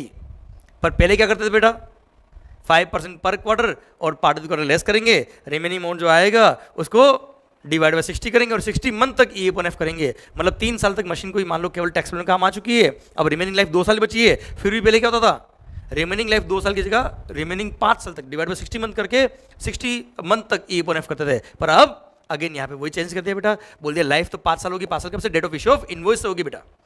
तो अब इसे इसमें क्या होगा बेटा, अगर कोई कैपिटल गुड्स केवल इसमें काम आ रहा है, अगर कोई कैपिटल गुड्स केवल टैक्स में काम आ रहा था, आपने सारा क्रेडिट ले लिया था बेटा, फिर वो कॉमन काम आ रहा है, तो क्या करेंगे, क्रेडिट तो ऑलरेडी अवेल कर चुके हो बेटा, मान लो 3 साल बाद वो कॉमन काम आ रहा है बेटा, तो क्रेडिट तो ऑलरेडी अवेल कर चुके हो बेटा, क्लियर। बस जो 10 मान लो इसका क्रेडिट था कितना 20 लाख का, फिगर चेंज करते 20 लाख का टैक्स पे किया था आपने उस कैपिटल गुड्स पे जो केवल टैक्सेबल के लिए काम आ रहा था, तो 20 लाख क्रेडिट तो आप ऑलरेडी अवेल कर चुके हो। अब 3 साल बाद मशीन कॉमन काम आ रही है, तो कुछ मत करो, अवेल ऑलरेडी कर लिया, बस उस 20 लाख को कॉमन क्रेडिट में ऐड कर दो। किस में ऐड कर दो बेटा? कॉमन क्रेडिट की कैलकुलेशन के लिए ऐड कर दो और फिर उसको डिवाइड बाय 60 कर दो और फिर ई अपन एफ चालू हो जाएगा। पर डिवाइड बाय 60 क्या हुआ बेटा? पूरा 20 लाख, पूरा 20 लाख का डिवाइड बाय 60 हुआ है और ई अपन एफ चालू हो जाएगा। पर ई अपन एफ कब तक होगा? जब तक उसकी रिमेनिंग यूजफुल लाइफ रहेगी। और रिमेनिंग यूजफुल लाइफ कब तक रहेगी बेटा? उसकी अगले 2 साल तक ही रहेगी बेटा उसकी। हाँ है ना, क्लियर? तो 2 साल तक ही ई अपन एफ करना पड़ेगा। और सर 3 साल तक तो आपने ऑलरेडी उसको केवल टैक्सेबल के लिए काम लिया था, आपने पूरा क्रेडिट वैसे भी ले रखा है बेटा, कोई दिक्कत ही नहीं है इसके अंदर। तो क्लियर, डन। और 3 साल तक कोई रिवर्सल की जरूरत नहीं थी, कोई ई अपन एफ करने की जरूरत नहीं थी। I hope you are getting the entire point. तो सर लॉ में यहाँ पे एरर थे दोनों जगह पे कि जब भी केवल टैक्सेबल का हमारा है फिर कॉमन का हमारा है, या केवल टैक्सेबल का हमारा था फिर कॉमन का हमारा था, सॉरी पहले मशीन केवल एग्जाम में काम आ रही थी फिर कॉमन काम आ रही थी, या फिर पहले मशीन केवल टैक्सेबल काम आ रही थी फिर कॉमन काम आ रही थी। तो इन दोनों केस में क्या हो रहा था? जिस दिन वो कॉमन में हम यूज करना चालू करते थे वहां से वापस 60 मंथ की कैलकुलेशन करनी पड़ती थी। जो गलत था लॉ के अंदर उसको अमेंड कर दिया, रेक्टिफाई कर दिया और बोल दिया क्या, जो ओरिजिनल टैक्स इनवॉइस पे टैक्स पे किया उसको हम कॉमन क्रेडिट में ऐड करेंगे और उसको डिवाइड बाय 60 करेंगे और उसको फिर ई अपन एफ करेंगे remaining useful life of the capital goods के लिए बेटा। हाँ है ना, क्लियर? भारत माता की जय। आई hope you got the entire fundamental बच्चों। हाँ है ना, क्लियर? आप कहे तो रूल नंबर 36 रूल नंबर 43 के जो ये जो 6 केस बनते हैं बेटा, ये वापस रिपीट करता हूँ, इसमें सारे पॉइंट आ जाएंगे बेटा। ठीक है, अब अमेंडेड पार्ट वापस में बोल रहा हूँ बेटा, ध्यान देना। 6 केस बनाता हूँ मैं आपके लिए कि एग्जाम में काम आ रहा था फिर कॉमन काम आ रहा है and vice versa like that. मैं 6 केस वापस बोल रहा हूँ बेटा आपके लिए। ठीक है, मैंने 4 केस अभी पढ़ा है, 2 और बताता हूँ, या मैं सारे 6 वापस बोल रहा हूँ। मान लो कोई कैपिटल गुड्स आपने परचेज किया, किसके लिए? केवल एग्जाम के लिए। तो जब कैपिटल गुड्स इसके लिए काम आएगा, आपने कोई क्रेडिट नहीं लिया होगा, 2 साल बाद वो मशीन केवल टैक्सेबल काम आ रही है बेटा, केवल। अच्छा एक बात और, बच्चों को यहाँ पे कंफ्यूजन हो रहा था बेटा कि सर आपने तो बताया था सेक्शन में 18 पढ़ाते वक्त ही कैपिटल गुड्स और इनपुट कोई भी हो लास्ट 1 साल में जो परचेज किया होता उसी का क्रेडिट मिलता, उससे पुराने का क्रेडिट नहीं मिलता। वो सेक्शन 18 था, वहां पे जो गुड्स एग्जाम था वही टैक्सेबल हो रहा था। पेन जैसे पहले एग्जाम था, पेन अब टैक्सेबल हो गया, तो वहां पे 1 साल की लिमिट लगती है बेटा कि लास्ट 1 साल में जो परचेज किया उसी का क्रेडिट मिलेगा। यहाँ पे क्या हो रहा है? पेन एग्जाम था, अभी भी एग्जाम्ड है, पर अब उस पेन पहले एग्जाम था, अभी भी एग्जाम्ड है, पर उस मशीन से अब आप मार्कर बना रहे हो या उस मशीन को अब आप कॉमन यूज ले रहे हो बेटा। ध्यान रखिए, this is the difference in section number 17 and 18। अभी हम पढ़ा 17, यहाँ पे कोई 1 साल का लिमिट अप्लाई नहीं होता, इसलिए मैंने जानबूझ के एग्जाम्पल जो दिया आपको 2 साल 3 साल के जानबूझ के दिया बेटा मैंने आपको। सुनो बच्चों ध्यान से, मान लो कोई कैपिटल गुड्स एक्सक्लूसिवली एग्जाम में काम आ रहा था, आपने कोई क्रेडिट नहीं लिया था, 2 साल बाद वो टैक्सेबल काम आ रहा है, क्या करेंगे? 5% पर क्वार्टर और part of the quarter less करेंगे, रिमेनिंग अमाउंट पूरा क्रेडिट ले लेंगे। सेकंड केस, मान लो कोई मशीन केवल टैक्सेबल का केवल एग्जाम में काम आ रही थी, फिर कॉमन काम आ रही है, क्या करेंगे साहब? 5% सॉरी पहले कोई मशीन केवल इसमें काम आई थी, आपने क्रेडिट नहीं लिया था, 2 साल बाद इसमें काम, अब 2 साल बाद कॉमन काम आ रही बेटा। क्लियर? जब आपने मशीन परचेज किया था वो एग्जाम में काम आ रहा था, आपने कोई क्रेडिट नहीं लिया था, अब वो कॉमन काम आ रहा 2 साल बाद, क्रेडिट तो मिलेगा बेटा। तो एक बार पूरा क्रेडिट अवेल करो, जो भी टैक्स पे किया उसका पूरा क्रेडिट ले लो बेटा। हाँ है ना, फिर जितने टाइम वो एग्जाम में काम आया, 2 साल काम आया, तो 5% पर क्वार्टर मतलब 8 क्वार्टर हो गए बेटा। तो 10 लाख इंटू 5% पर क्वार्टर और पार्ट ऑफ द क्वार्टर जो है वो लायबिलिटी उसी महीने में ऐड कर दो, और जो टोटल क्रेडिट था पूरा ओरिजिनल क्रेडिट जो टैक्स इनवॉइस पे लिखा था 10 लाख रुपए, उसको डिवाइड बाय 60 करो और ई अपन एफ चालू कर दो। पर ई अपन एफ जो होगा वो रिमेनिंग 3 साल के लिए रहेगा, क्योंकि ई अपन एफ के लिए जो 60 मंथ काउंट करेंगे वो date of purchase of invoice से काउंट करेंगे बेटा। हाँ है ना, क्लियर, डन। जो परचेज इनवॉइस होगा वहां से। ओके बच्चों, useful life of the asset is 60 month from the date of issue of invoice. Okay, case number 3, मान लो कोई मशीन केवल इसमें काम आ रही थी, आपने सारा क्रेडिट लिया था, फिर कुछ साल बाद वो मशीन केवल इसमें काम आ रही, तो क्या करेंगे? 5% पर क्वार्टर और part of the quarter less कर देंगे, रिमेनिंग क्रेडिट रिवर्स कर देंगे, क्योंकि अब वो एग्जाम में काम आ रहा है। केस नंबर 4, कोई मशीन केवल टैक्सेबल में काम आ रहा था, फिर वो कॉमन काम आ रहा है, तो ऐसे केस में आपने पहले क्रेडिट पूरा ले लिया होगा बेटा। हाँ है ना, अब वो कॉमन काम आ रहा है तो कुछ नहीं करने का, जो आपने पहले क्रेडिट लिया था उसको कॉमन क्रेडिट के पोर्शन में ऐड कर दो। अब कॉमन क्रेडिट में आपने ऐड कर दिया, फिर उसको डिवाइड बाय 60 कर देंगे, ई अपन एफ चालू हो जाएगा। पर ई अपन एफ जो चालू होगा वो यूजफुल लाइफ तक ही रहेगा, और यूजफुल लाइफ क्या होती है? 5 year from the date of issue of invoice. Clear? तो मान लो 3 साल तक वो केवल इसमें काम आया था, आपने सारा क्रेडिट ऑलरेडी ले लिया बेटा, अवेल कर लिया, अब वो कॉमन काम आ रहा है दोनों के लिए, तो सर उसी क्रेडिट को पूरे ओरिजिनल परचेज बिल का जो क्रेडिट था 20 लाख रुपए का टैक्स था, उसको आप कॉमन में ऐड कर देना बेटा। फिर क्या करेंगे? जब ई अपन एफ करने की बात आएगी तो पूरे 20 लाख को डिवाइड बाय 60 कर देंगे और ई अपन एफ जो होगा वो रिमेनिंग 2 ईयर ही होगा बेटा। क्लियर, पक्का, डन। केस नंबर 5, कोई मशीन मान लो कॉमन काम आ रही थी बेटा दोनों में, कोई मशीन कॉमन काम आ रही थी दोनों में बेटा, आपने सारा क्रेडिट लिया था, फिर मान लो कुछ टाइम बाद मशीन केवल इसमें काम आ रही है बेटा, तो ई अपन एफ करना बंद कर दो, क्योंकि जब आपने मशीन परचेज किया होगा तब सारा क्रेडिट ले लिया होगा ऑलरेडी बेटा, फिर डिवाइड बाय 60 किया होगा, ई अपन एफ चालू कर दिया होगा, फिर मशीन केवल इसमें काम आ रही है तो ई अपन एफ करना बंद कर दो। क्लियर, सारा क्रेडिट आपने ऑलरेडी ले लिया बेटा। ओके, लास्ट केस, आपने कोई मशीन परचेज करी जो कॉमन काम आ रही थी, आपने सारा क्रेडिट ले लिया। अब आपने सारा क्रेडिट ले लिया, क्लियर, डिवाइड बाय 60 किया, ई अपन एफ चालू कर दिया, फिर वो मशीन केवल एग्जाम में काम आ रही है तो क्या करेंगे साहब, 5% पर क्वार्टर और part of the quarter less कर देंगे, रिमेनिंग अमाउंट जो होगा वो पूरा आउटपुट टैक्स लायबिलिटी में ऐड कर देंगे या रिवर्स कर देंगे बेटा, एक ही बात है, हाँ है ना, ये पूरा पॉइंट खत्म होता है अब, क्योंकि अब वो मशीन केवल किस में काम आएगी, एग्जाम में काम आएगी, इसलिए हमने रिवर्स कर दिया रिमेनिंग क्रेडिट को बेटा। ओके, और ऑब्वियस बात है ई अपन एफ तो बंद हो जाएगा क्योंकि हमने पूरा ही रिवर्स कर दिया रिमेनिंग क्रेडिट बेटा। माहौल, ये इसी के साथ रूल नंबर 43 के जो अमेंडमेंट थे वो भी खत्म हो गया है, प्लस मैंने रूल नंबर 43 पूरा पढ़ा भी दिया बेटा आपको। ओके, क्लियर, सो दैट आपको कोई कंफ्यूजन का स्कोप बचे ही नहीं। ओके बच्चों, आइए जो नेक्स्ट पेज है, पेज नंबर 139, वो रिपीट हो रहा है, और रिपीट नहीं मतलब कंटिन्यू हो रहा है, रूल नंबर 43 चल रहा है बेटा वो भी। आइए उसके बाद जो पेज दे रखा है पेज नंबर 142, जी हाँ, अमेंडमेंट नहीं है ये, वो इलस्ट्रेशन में 30 है जो अपने बुक में पहले भी था अभी भी है, पर इसका आंसर रूल नंबर 43 का है, इसका आंसर चेंज हो गया है, अमेंडेड आंसर हो गया, इसलिए मैंने आपको वापस दे दिया, सो दैट आपकी पुरानी बुक के आंसर की वजह से आप कंफ्यूज नहीं हो जाए बेटा। ओके, तो इसमें भी ये लिखा है कि अगर कोई मशीन, पहले देख लीजिए, पढ़ लीजिए, पेज में 142 के टॉप पे इलेक्शन 30, मिस्टर मंगल, माहौल, mister Mangal a manufacturer purchased a capital goods on 10th of July on which he paid IGST of rupees 1 lakh which was used for making exempted supplies, तो आपने credit नहीं लिया होगा originally बेटा।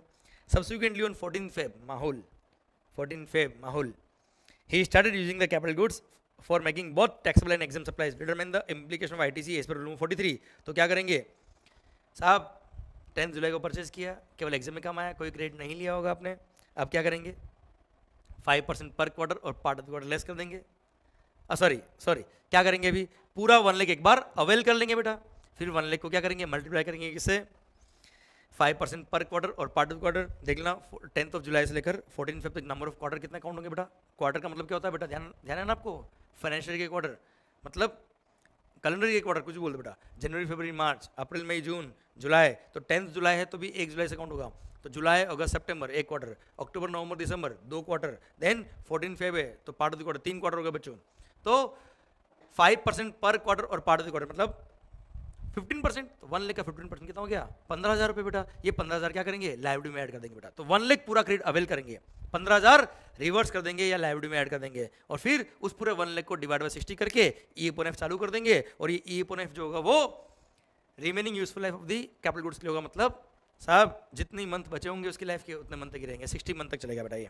Clear, done. तो ये answer change हुआ, rule में चेंज हुआ इसलिए, सो दैट मैंने आपको आंसर दे दिया, सो दैट कंफ्यूजन नहीं हो आपको पुरानी बुक के हिसाब से। नेक्स्ट जो पेज दे रखा अगेन इलस्ट्रेशन में 33 दे रखा है, इलस्ट्रेशन 33 सोरेन एंटरप्राइज, बच्चों ये पुराना क्वेश्चन है जो बुक में ऑलरेडी दे रखा है, पर रूल में 43 का क्वेश्चन है, अगेन रूल में अमेंडमेंट हुआ इसलिए क्वेश्चन का आंसर चेंज होगा, इसलिए मैंने अगेन आपको ये आंसर दे दिया है पे।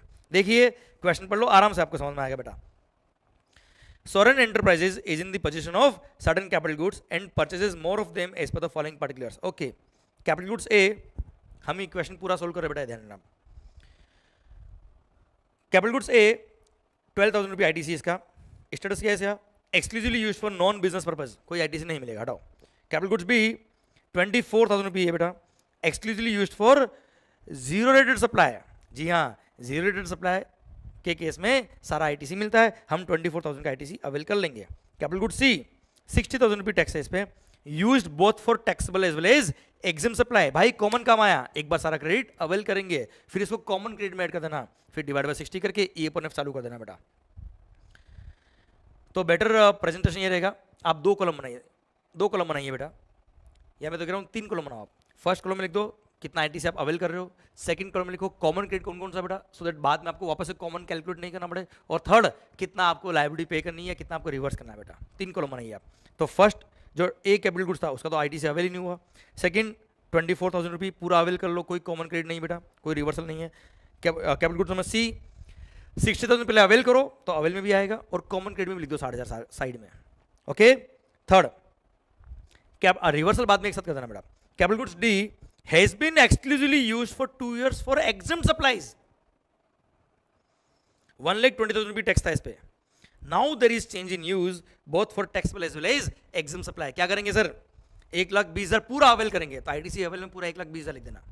फिर 2 साल तक केवल किसमें कमाया? एग्जाम में कमाया ना बेटा सर. तो 1,20,000 इंटू 5% इंटू 8 क्वार्टर, यह आएगा 48,000. तो 48,000 लायबिलिटी में ऐड करना है. तो आपने थर्ड कॉलम जो बनाया था ना बेटा, कितना रिवर्स करना है, वहां 48,000 लिख देना. क्लियर? एंड देन 1,20,000 जो है वो किस में कमा रहा है बेटा?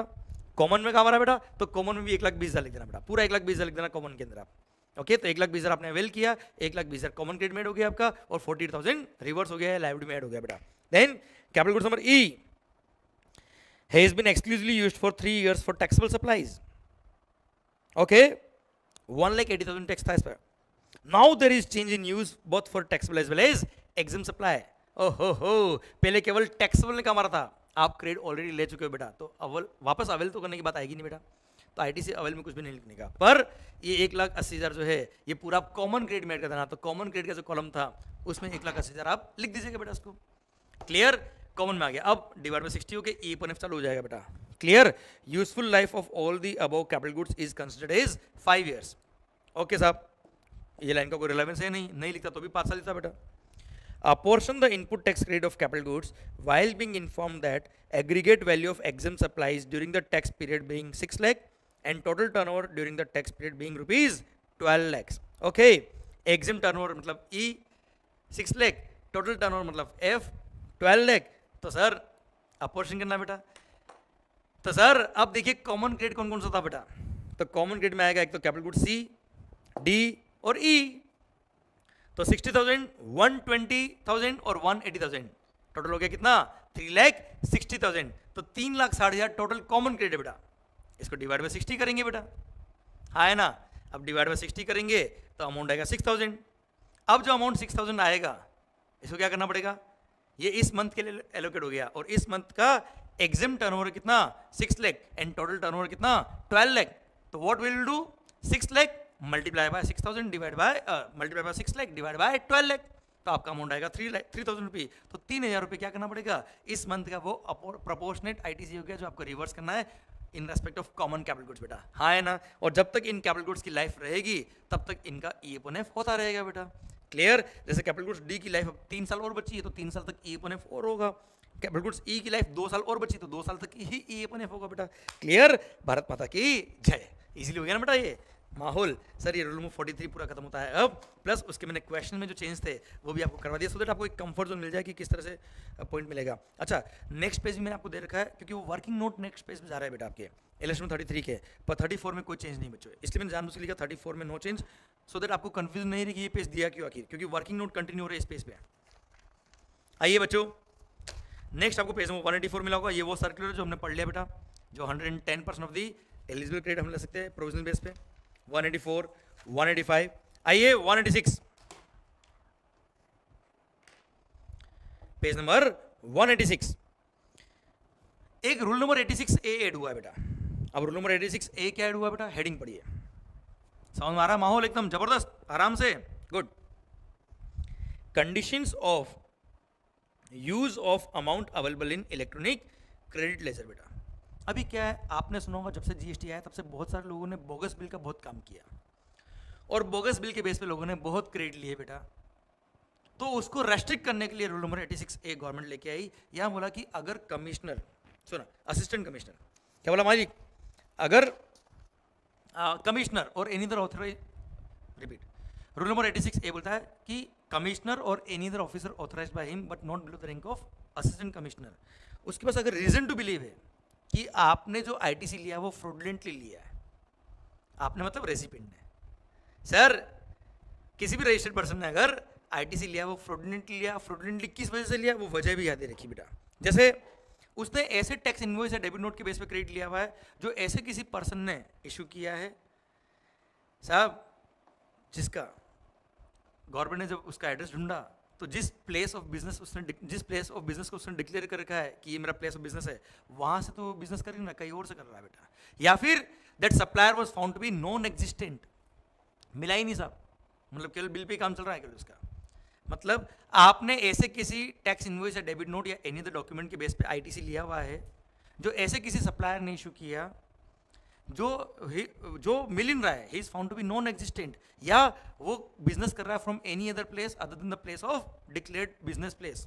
हाँ है ना, रजिस्ट्रेशन सर्टिफिकेट में जो प्लेस ऑफ बिजनेस उसने डिक्लेयर किया है वहां से बिजनेस नहीं कर रहा, कहीं और से कर रहा है, मतलब कुछ ना कुछ गड़बड़ कर रहा है, या फिर आपको गुड्स या सर्विस रिसीव ही नहीं हुई, आप केवल बिल के बेस पे क्रेडिट ले रहे हो, या फिर साहब सप्लायर ने गवर्नमेंट को टैक्स पे किया ही नहीं, आपने बिल के बेस पे क्रेडिट तो ले लिया पर गवर्नमेंट को सप्लायर ने टैक्स पे किया ही नहीं, या फिर जो रेसिपिएंट है जो क्रेडिट ले रहा है वो खुद वो found to be non existent है ही नहीं साहब, केवल बुक्स में ही है, केवल वो डमी काम कर रहा है वो, या फिर जिस प्लेस को उसने डिक्लेयर किया है as his place of business वहां से बिजनेस नहीं कर रहा, कहीं और से वो काम कर रहा है, या फिर सर उसने क्रेडिट तो ले लिया पर उसके पास टैक्स इनवॉइस या डेबिट नोट या एनी द प्रेस्क्राइब डॉक्यूमेंट है ही नहीं, without the position of tax invoice या डेबिट नोट या एनी द प्रेस्क्राइब डॉक्यूमेंट उसने क्रेडिट ले लिया बेटा।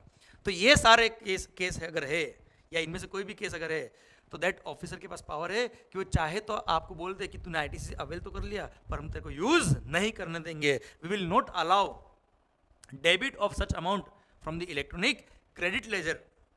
पर हाँ जिस दिन ये सारी कंडीशन जिसकी वजह से आप पे रेस्ट्रिक्शन लगाई है कंडीशन हट गई, मतलब जैसे आपको गुड्स या सर्विस रिसीव नहीं हुआ था अब रिसीव हो गया, टैक्स इनवॉइस आपके पास नहीं था अब आ गया साहब, supplier was not found to be supplier was not found अब मिल गया साहब, रेसिपिएंट मिल नहीं रहा था अब मिल गया साहब, क्लियर, या प्लेस ऑफ बिजनेस के अलावा किसी और प्लेस से बिजनेस करता उसने होता उसका रजिस्ट्रेशन करा दिया या उसने प्लेस पे चला गया वापस, मतलब जिस वजह से उसको मना किया था क्रेडिट यूज करने के लिए वो वजह अब खत्म हो गई, तो yes now you can now officer will allow you to use the ITC बेटा।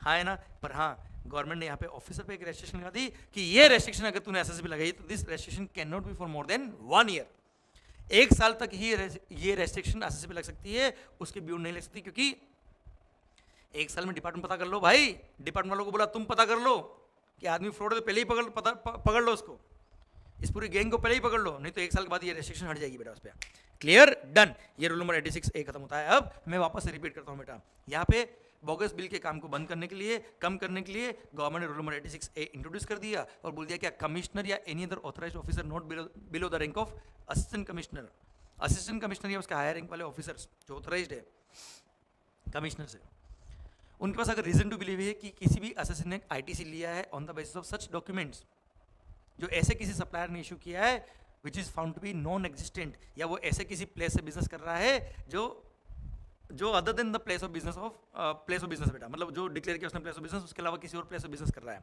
या फिर गुड्स या सर्विस रिसीव नहीं हुआ केवल बिल के बेस पे क्रेडिट ले रहा है, या फिर उसके पास बिल जो रेसिपिएंट है उसके पास टैक्स इनवॉइस या डेबिट नोट या एनी अदर प्रिस्क्राइब डॉक्यूमेंट है ही नहीं, केवल क्रेडिट ले लिया बेटा उसने, या फिर रेसिपिएंट खुद जिसने क्रेडिट लिया है वो खुद person was found to be non-existent या carrying on the business from a place other than the place of business as declared in his registration certificate. तो ऐसे केस में ऑफिसर के पास पावर है कि वो रेस्ट्रिक्शन डाल सकता है उस एसएससी पर कि we will not allow debit of such amount from the electronic credit ledger, मतलब हम इस क्रेडिट लेजर को आपको उतना अमाउंट के लिए यूज नहीं करने देंगे जितना अमाउंट आपने गलत लिया है बेटा। हाँ है ना, प्लस जिस दिन ये वजह हट जाएगी आप रेक्टिफाई कर लेंगे कंडीशंस को, उस दिन सब हम आपको क्रेडिट यूज करना अलाउ कर देंगे, हमें क्या दिक्कत है बेटा। प्लस अच्छा रेस्ट्रिक्शन उतनी अमाउंट पे लगेगा जिन अमाउंट के लिए ये मामला गड़बड़ था बेटा, जो वैलिड क्रेडिट थी बेटा वैलिड आईटीसी के लिए कोई मना नहीं करेगा, प्लस ये रेस्ट्रिक्शन एसएससी पर केवल 1 साल तक ही ऑफिसर लगा सकता है, उसके बाद वो नहीं लगा पाएगा।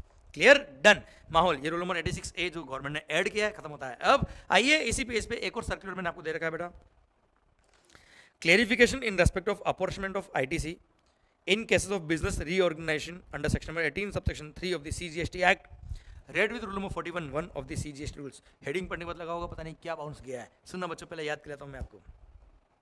सरकार, अरे भाई amalgamation, merger, demerger, take over, change of ownership, इनके केस में क्या होता है,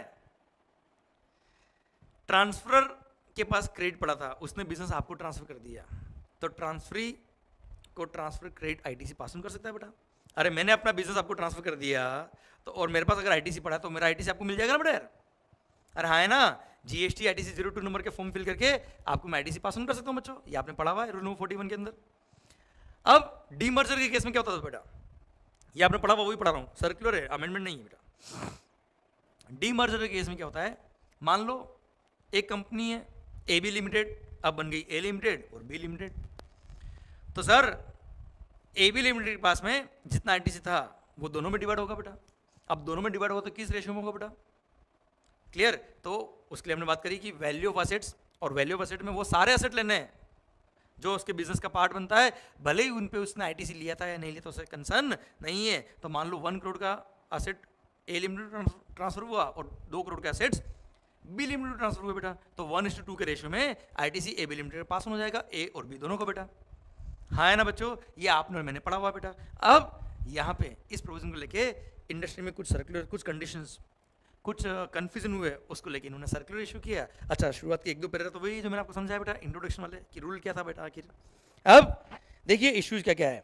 फर्स्ट पढ़िए बॉक्स के अंदर close number A, serial number A, issue number 1, in case of D merger proviso to rule number 41(1) of the CGS rules provides that the input tax credit shall be apportioned in the ratio of value of assets of the new units as specified in the demerger scheme. Yes sir. Yes Mahul. However, it is not clear as to whether the value of assets of the new units is to be considered at state level or at all India level. बहुत अच्छा point है बेटा ये। मान लो AB limited जो हमने example लिया, उसकी 2 ब्रांचेज है, एक है महाराष्ट्र में, एक है राजस्थान में। महाराष्ट्र का अलग रजिस्ट्रेशन नंबर था, राजस्थान का अलग रजिस्ट्रेशन नंबर था। अब उसने डी मर्जर कर दिया, ए लिमिटेड अब ए बी लिमिटेड अब ए लिमिटेड और बी लिमिटेड बन गई। अब साहब ब्रांचेज जो थी वहां पे भी 2 यूनिट कर दी गई, मतलब महाराष्ट्र में भी क्या हो गया, ए महाराष्ट्र में भी ए बी थी बेटा, वहां पे भी ए अलग हो गया, बी अलग हो गया, और राजस्थान में जो ब्रांच थी वो भी ए अलग हो गई और बी अलग हो गई बेटा। तो ऐसे केस में अब रेशियो जो करना आईटीसी पास ऑन करने का वैल्यू ऑफ एसेट्स का, क्या पूरा इंडिया में जो दोनों ब्रांच थी उसकी बेटा, दोनों के टर्नओवर को, दोनों के वैल्यू ऑफ एसेट्स को ऐड करके फिर प्रोपोर्शन करना है या स्टेट वाइज करना है बेटा? तो यहां सर्कुलर ने क्लेरिफाई किया कि साहब इसको स्टेट लेवल पे करना है, क्योंकि हर स्टेट वाइज उसका असेट का अलग अलग रजिस्ट्रेशन नंबर होता है, and every person is a distinct person. तो डिस्टिंक्ट पर्सन लेवल पे करना है। इनफैक्ट मैं तो कह रहा हूं स्टेट लेवल भी नहीं बोलना, अच्छा वर्ड क्या है, डिस्टिंक्ट पर्सन लेवल पे करना है, क्योंकि राजस्थान ब्रांच का आईटीसी अलग होगा, महाराष्ट्र ब्रांच का आईटीसी अलग होगा। अब सुनना बच्चों, महाराष्ट्र ब्रांच के जितने असेट्स ए को मिले होंगे और जितने असेट बी को मिलेंगे, उस रेशियो में महाराष्ट्र वाले आईटीसी को पास ऑन करना है। राजस्थान वाली ब्रांच के जितने असेट्स ए को मिले होंगे, जितने असेट बी को मिले होंगे, उस रेशियो में राजस्थान ब्रांच का आईटीसी को प्रोपोर्शन करना है। सर ऑल इंडिया बेस पे टोटल वैल्यू ऑफ असेट्स को ऐड करके प्रोपोर्शन नहीं करना है, क्योंकि यहाँ कैलकुलेशन में एरर हो जाएगा बेटा। क्लियर? एग्जाम्पल के लिए यहाँ पे एग्जाम्पल दे दिया इन्होंने, नेक्स्ट पेज पे इलस्ट्रेशन दे रखा है, पेज नंबर 187 बेटा। A company XYZ is registered in 2 states of Madhya Pradesh and Uttar Pradesh. Its total value of assets is worth rupees 100 crores, while its assets in the state of MP and UP are rupees 60 crore and 40 crore respectively बेटा। Okay, total asset कितने हैं? 100 करोड़ के, MP और UP में बेटा 60 crore 40 crore respectively बेटा। It demerges a part of the business to company ABC as a part of a demerger scheme. Assets of XYZ amounting to rupees 30 crore are transferred to ABC in the state of Madhya Pradesh, while assets amounting to only rupees 10 crore are transferred to ABC in the state of UP. Total asset transfer हो गए कितने? 40 करोड़ के। पर देखिए दोनों में ratio अलग अलग है बेटा, स्टेट वाइज देखेंगे तो रेशियो लग जाएगा बेटा आपका। तो सर स्टेट नंबर 1 मतलब MP में जो असेट ट्रांसफर हुआ है वो out of 60 lakh 30 lakh transfer हुआ बेटा, तो 1:2 रेशियो में होगा बेटा, मतलब 0.5। हाँ है ना?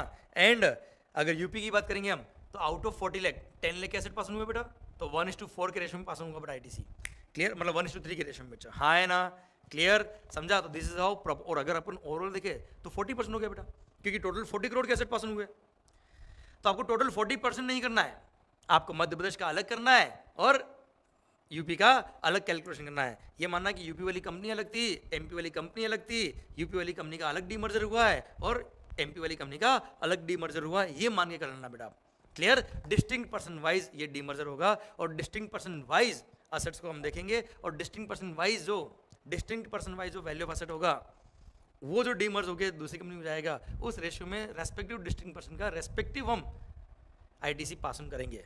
Clear? Done. Second, is the transfer required to file form number GST ITC 02, क्योंकि आईटीसी पास ऑन करने के लिए जीएसटी आईटीसी 02 का फॉर्म फिल करना पड़ता है. Is the transfer required to file form GST ITC 02 in all the states where it is registered? क्या सारे स्टेट में करना है? नहीं साहब, जहां जिन ब्रांचेस का डीमर्जर हो उन्हीं स्टेट में करना है बेटा. मान लो एक ब्रांच और होती मेरी, एक एमपी में थी, एक यूपी में थी, एक गुजरात में भी थी बेटा, पर एमपी में डीमर्जर होके ए और बी हुआ है, यूपी में डीमर्जर होके ए और बी हुआ है, या सर ए बी लिमिटेड था, ए अलग हो गया, यूपी के अंदर ए बी लिमिटेड था, ए अलग हो गया, पर हमारी जो गुजरात वाली ब्रांच थी उसमें कोई डीमर्जर नहीं हुआ. तो जब वहां पे डीमर्जर हुआ ही नहीं, वहां कोई असेट्स किसी को पास ऑन हुए ही नहीं, तो क्या वहां पे जीएसटी आईटीसी 02 फिल करना है क्या? नहीं. तो देखिए, no, the transfer is required to file form number GST ITC 02 only in those states where both transfer as well as transfer are registered. जहाँ पे transfer as well as transfer दोनों registered होंगे वहीं पे आईटीसी 02 फिल करना पड़ेगा, क्योंकि वहीं पे तो आईटीसी पास ऑन होगा बेटा. जहाँ आईटीसी पास ऑन करना ही नहीं है, आईटीसी 02 पास ऑन क्यों करें बेटा? आईटीसी 02 फिल क्यों करें? Point number B, question number B देखिए बेटा. आज मैं समझाता हूँ, लैंग्वेज में बड़ा लंबा लिखा है. ये बोला है सरकार रूल ने केवल डीमर्जर की बात करी है, रूल ने केवल डीमर्जर की बात करी है, other forms of business reorganisation. अरे भाई, पार्टनरशिप फॉर्म प्रॉपर्टी कंसर्न बन गई, हो सकता है ना यार? क्लियर? एक पार्टनरशिप फॉर्म थी, दो पार्टनरशिप फॉर्म बन गई बेटा, ये भी तो हो सकता है. तो other forms of business reorganisation में क्या होगा? तो सर्कुलर ने क्लेरिफाई किया, अरे डीमर्जर तो हमने एक इंडिकेशन दिया है, जो डीमर्जर में होता है वही other form of business reorganisation में भी होगा, कोई अलग कैलकुलेशन नहीं है, सिंपल वही कैलकुलेशन है. मतलब प्रोविजन सेम वहां पे भी अप्लाई होंगे, जो डीमर्जर में अप्लाई होते हैं वो सारे फॉर्म्स ऑफ बिजनेस रीऑर्गेनाइजेशन में अप्लाई होंगे साहब. आइए क्वेश्चन नंबर सी, जो नेक्स्ट पेज पे दे रखा है वहां हम बढ़ते हैं बेटा. क्वेश्चन बोलता है क्या? Whether the ratio of value of assets is prescribed under proviso to rule number 41 sub rule 1 of the CGST rules shall be applied in respect of each of the heads of input tax rate weight, that is CGST, SGST, IGST और cess. एक बड़ा ही शानदार point, जल्दी मत करना, circular ने कमाल का फैसिलिटी दिया बेटा अपने को, ये पूरा पेज ही उसको समझाता है, ध्यान से सुनना. ये बोलता है क्या सी का अलग कैलकुलेशन, एस का अलग कैलकुलेशन, आई का अलग कैलकुलेशन करना है क्या? जैसे फॉर एग्जाम्पल 40:60 के रेशियो में आपको पास ऑन करना है क्रेडिट, तो सीजीएसटी आईटीसी भी है, एसबी आईटीसी और आई भी है, तो सब पे 40-60 लगाना है या सबको कंबाइन करके 40-60 एक साथ कर सकते हैं? जी हाँ, जो आप सोच रहे हो गलत सोच रहे हो, सबको कंबाइन करके 40-60 करना है. मतलब 10 लाख का आईटीसी था किसका? आईजीएसटी का. 5 लाख का आईटीसी था एसजीएसटी का. 5 लाख का आईटीसी था सीजीएसटी का. टोटल आईटीसी कितना हो गया? 20 लाख का. अब 40:60 जो ट्रांसफर करना है वो कैसे करना है? 20 लाख का 40% कर लो साहब. अब 20 लाख का 40% कितना हो गया? मान लो 40% एसेट पास हो रहे बेटा, 20 लाख का 40% हो गया 8 लाख रुपए बेटा. अब 8 लाख जो आपको पास ऑन करना है, ये पूरा, जैसे आईजीएसटी बैलेंस था कितना? 10 लाख का, एसजीएसटी बैलेंस था 5 लाख का, सी बैलेंस था 5 लाख का बेटा. तो आप चाहो तो पूरा 8 लाख आईजीएसटी पास ऑन कर दो, आप चाहे तो 8 लाख पूरा आईजीएसटी पास ऑन कर दो और सी और एस 0-0 पास ऑन करो डीमर्ज यूनिट को, चलेगा, कोई दिक्कत नहीं. आप चाहो तो 2 लाख 2 लाख 4 लाख ऐसे कर दो. बस ध्यान रखना, सी और एस में बैलेंस कितना बेटा? 5-5 लाख का बेटा. तो सीजीएसटी मान लो आपने ट्रांसफर करना है, सीजीएसटी पूरा 5 लाख ट्रांसफर कर दिया बेटा, और रिमेनिंग 3 लाख या तो आईजीएसटी पास ऑन कर देना या एस पास ऑन कर देना या कुछ भी कर देना पास ऑन. मतलब यहाँ पे आपको लिबर्टी दे दी, आपको चॉइस दे दी कि सी, एस और आई क्या पास करना आपकी इच्छा है. टोटल अमाउंट जो है 8 लाख पास ऑन कर दो, आपकी जो इच्छा हो वो पास ऑन कर दो. पर ऑब्वियस बात है सीजीएसटी मैक्सिमम बैलेंस है ही 5 लाख, तो मैक्सिमम 5 लाख की बैलेंस ट्रांसफर हो पाएगा सी वाला. क्लियर? पक्का? डन. और उसी को इन्होंने एग्जाम्पल के थ्रू समझा हुआ है. इस पेज के एंड में देखिए बेटा, 2 एग्जाम्पल दे रखे बेटा. देखिए बच्चों, सर स्टेट दे रखा दिल्ली और हरियाणा, जो टेबल दे रखा नीचे वो देखिए बेटा. Then asset ratio of the transferee 70%, 40%. Tax rate दे रखे सी, एस, आई और टोटल. क्लियर? अब देखो बेटा, पहले दिल्ली का देखो आप. दिल्ली में टोटल आईटीसी कितना पहले वो देख लो बच्चों आप. टोटल आईटीसी है 70 लाख रुपये का, टोटल आईटीसी है 50 लाख रुपये का. कितना असेट्स पास ऑन हुआ है बेटा ट्रांसफर को? 70%. तो 50 लाख का 70% कितना होता है? 35 लाख. तो टोटल अमाउंट लिख दो 35 लाख, जो ट्रांसफर को ट्रांसफर होगा. अब 35 लाख में सी, एस और आई तुम्हारी मर्जी हो वो ट्रांसफर कर दो. जैसे इसने सी जीएसटी 10 लाख था, 10 लाख का 10 लाख पास ऑन कर दिया. ऐसा नहीं कि 10 लाख का 70% 7 लाख की सी आप पास ऑन कर सकते, ऐसा नहीं है बेटा. तो CGST 10 लाख बैलेंस है, आप पूरा 10 लाख ट्रांसफर कर दो, आपको CGST का 70% करने की जरूरत नहीं है। आपकी चॉइस दे दी बेटा यहाँ पे, आप चाहो तो 70 कर दो, हमें कोई दिक्कत नहीं है, पर चॉइस आपकी है बेटा। SGST भी इसने 10 लाख का 10 लाख पास ऑन कर दिया एग्जाम्पल के लिए बेटा, और IGST फिर 30 में से केवल 15 ही पास ऑन हो पाएगा क्योंकि टोटल 35 लगे बेटा। क्लियर? तो 10 लाख C ट्रांसफर कर दिया, 10 लाख SGST ट्रांसफर कर दिया, remaining 15 lakh IGST pass on हो गया, टोटल 35 लाख रुपये पास ऑन हो गया ITC बेटा। हाँ है ना? और रिमेनिंग केवल IGST के आसपास 15 लाख बैलेंस रह गया। हरियाणा के अंदर क्या किया बेटा इसने? 40% पास हुआ। पहले आप देखेंगे CS और I का टोटल कितना बेटा? 70 लाख। अब 70 लाख का 40% कितना होगा? 28 लाख। तो 28 लाख टोटल ITC इसको पास ऑन करना है, आगे बात खत्म। क्लियर? अब 28 लाख में तुम्हारी इच्छा हो कर दो बेटा। जैसे CS का 25 लाख ITC और IGST 20 लाख है, तो इस केस में इसने क्या किया? 20 लाख पूरा IGST पास ऑन कर दिया। तो चॉइस आपकी, आपकी जो इच्छा हो करो, जरूरी नहीं कि ये जो एग्जाम्पल थे वही आपको फॉलो करना है। क्लियर? और SGST 5 लाख पास ऑन कर दिया, 3 लाख रुपए CGST पास ऑन कर दिया। ये समझाने के लिए बताया कि हम ऐसा कर सकते हैं, हमारी जो इच्छा है हम करेंगे, करो कोई दिक्कत नहीं है। टोटल 28 लाख पास ऑन होना चाहिए, ईच हेड वाइज आपकी जो इच्छा है वैसा पास ऑन कर दीजिए बेटा। क्लियर? डन। आइए पॉइंट नंबर D, बड़ा अच्छा point again. Point number D और D में 2 पॉइंट है, दोनों शानदार है बेटा। पॉइंट आता है इन ऑर्डर टू कैलकुलेट, बड़ा अच्छे पॉइंट बेटा ध्यान रखना। In order to calculate the amount of transferable ITC, the apportionment formula under proviso to rule 41(1) of the CGST rules has to be applied to unutilized ITC balance of the transferor. Okay, unutilized balance होगा उसमें हम formula लगाएंगे और pass on कर देंगे। However, it is not clear that as to which date shall be relevant to calculate the amount of unutilized ITC balance of the transfer. अरे किस दिन का unutilized balance of ITC लेना बेटा? अरे unutilized ITC का मान लो 60-40 रेशियो में पास ऑन करना है, 40% पास ऑन करना है, तो 40% किसका? unutilized ITC का। पर वो unutilized ITC किस दिन का बैलेंस देखेंगे हम? तो उसके लिए सर्कुलर ने बोला कि सर ITC कैसे पास ऑन करते हो आप? तो हमने बताया GST ITC 02 नंबर के फॉर्म के थ्रू करते हैं हम। तो जिस दिन आप GST ITC 02 नंबर का फॉर्म फिल करेंगे उस दिन जितना अनयूटिलाइज्ड बैलेंस होगा उसका आप जितना परसेंटेज पास ऑन करना उतना आप 40% पास ऑन करना, 40% उस दिन का ITC का बैलेंस आप पास ऑन कर सकते हो। किस दिन का बेटा? जिस दिन आप form number GST ITC 02 fill करते हो उस दिन का बेटा। ओके, अब आता है क्या next question, which date shall be relevant to calculate the ratio of value of assets. अब आपने बताया सर जितने असेट्स डीमर्जर की स्कीम में पास ऑन होंगे उस रेशियो में हमको ITC पास ऑन करना पड़ेगा। तो क्या बोला है? Which date shall be relevant to calculate the ratio of value of assets as prescribed in the proviso to rule number 41 sub rule number 1 of the CGST rules 2017। किस दिन का हमको साहब वैल्यू ऑफ असेट्स का ratio लेना है? तो बोला है कंपनीज एक्ट ने बोला है क्या? देखो कंपनीज एक्ट में जब भी कोई कंपनी डीमर्ज होती है तो वहां लिखा है क्या? हम एक अपॉइंटेड डे बताएंगे, एक तारीख बताएंगे जो होगी अपॉइंटेड डेट ऑफ डीमर्जर। तो जो अपॉइंटेड डेट ऑफ डीमर्जर होगा उस दिन के जो असेट्स होंगे उस दिन जो उन असेट्स की वैल्यू होगी वो वैल्यू ऑफ असेट्स जितना जिसको पास ऑन होगा उस रेशियो में आपको असेट्स पास ऑन करने हैं, उस रेशियो में आपको ITC पास ऑन करना है बेटा। I repeat, appointed date of demerger as per companies act जो होगा, जो डीमर्जर की स्कीम में क्लियर लिखा होता है, वो डेट को जो value of assets pass on हो रहे हैं उतना ट्रांसफर को उस वैल्यू के according credit proportion pass on करना है। पर सर अब ये प्रोपोर्शन तो असेट्स का आ गया, पर ये कौन सी ITC भी करना है? जिस दिन आप ITC 02 नंबर का फॉर्म फिल करेंगे उस दिन जो अनयूटिलाइज्ड बैलेंस ऑफ ITC होगा उस अमाउंट पर ये वैल्यू ऑफ असेट्स का प्रोपोर्शन अमाउंट का फॉर्मूला अप्लाई करेंगे बेटा। क्लियर? डन। मैं वापस से बोलता हूं बेटा, ITC पास ऑन कब करेंगे? जब GST ITC 02 फिल होगा तो उस दिन जो अनयूटिलाइज्ड बैलेंस ऑफ ITC होगा वो अमाउंट हम लेंगे। पर किस दिन के रेशियो के हिसाब से पास ऑन करेंगे? जिस दिन आपका डीमर्जर का स्कीम अप्रूव होता, मतलब जो अपॉइंटेड डे ऑफ डीमर्जर होता है बेटा। क्या बेटा? कंपनीज एक्ट ने क्लियर लिखा है क्या? अपॉइंटेड डे, अप्रूवल डेट नहीं बेटा, appointed day of demerger. Appointed day of demerger जो होगा उस दिन जो वैल्यू ऑफ असेट्स होगा जो पास ऑन हुए ट्रांसफर को, उस रेशियो से आप अनयूटिलाइज्ड बैलेंस ऑफ ITC जो GST ITC 02 नंबर का फॉर्म फिल करने के दिन जो आपके पास बैलेंस था उसको आप प्रोपोर्शन डिवाइड कर देंगे बेटा। क्लियर? तो असेट्स का रेशियो किस दिन का लेना है? Appointed day of demerger.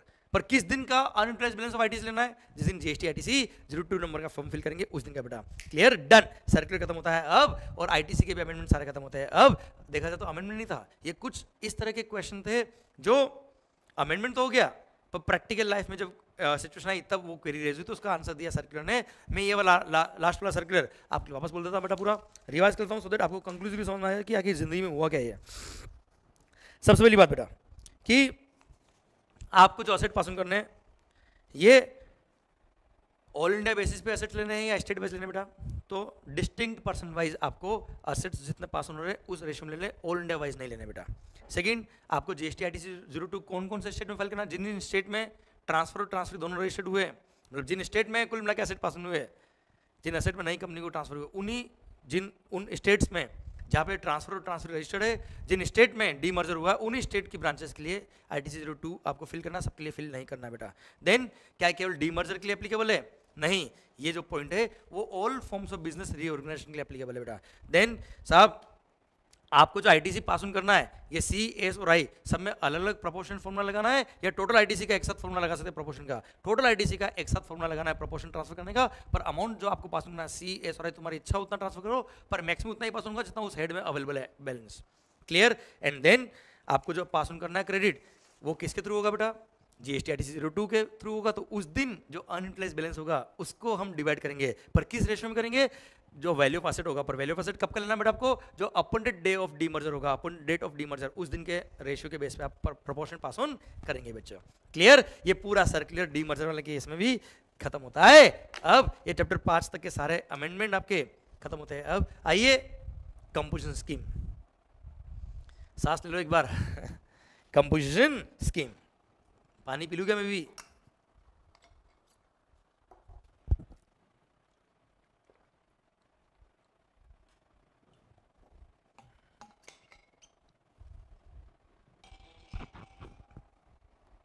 आइए बच्चों, composition scheme. Sir composition scheme क्या कहता है बेटा?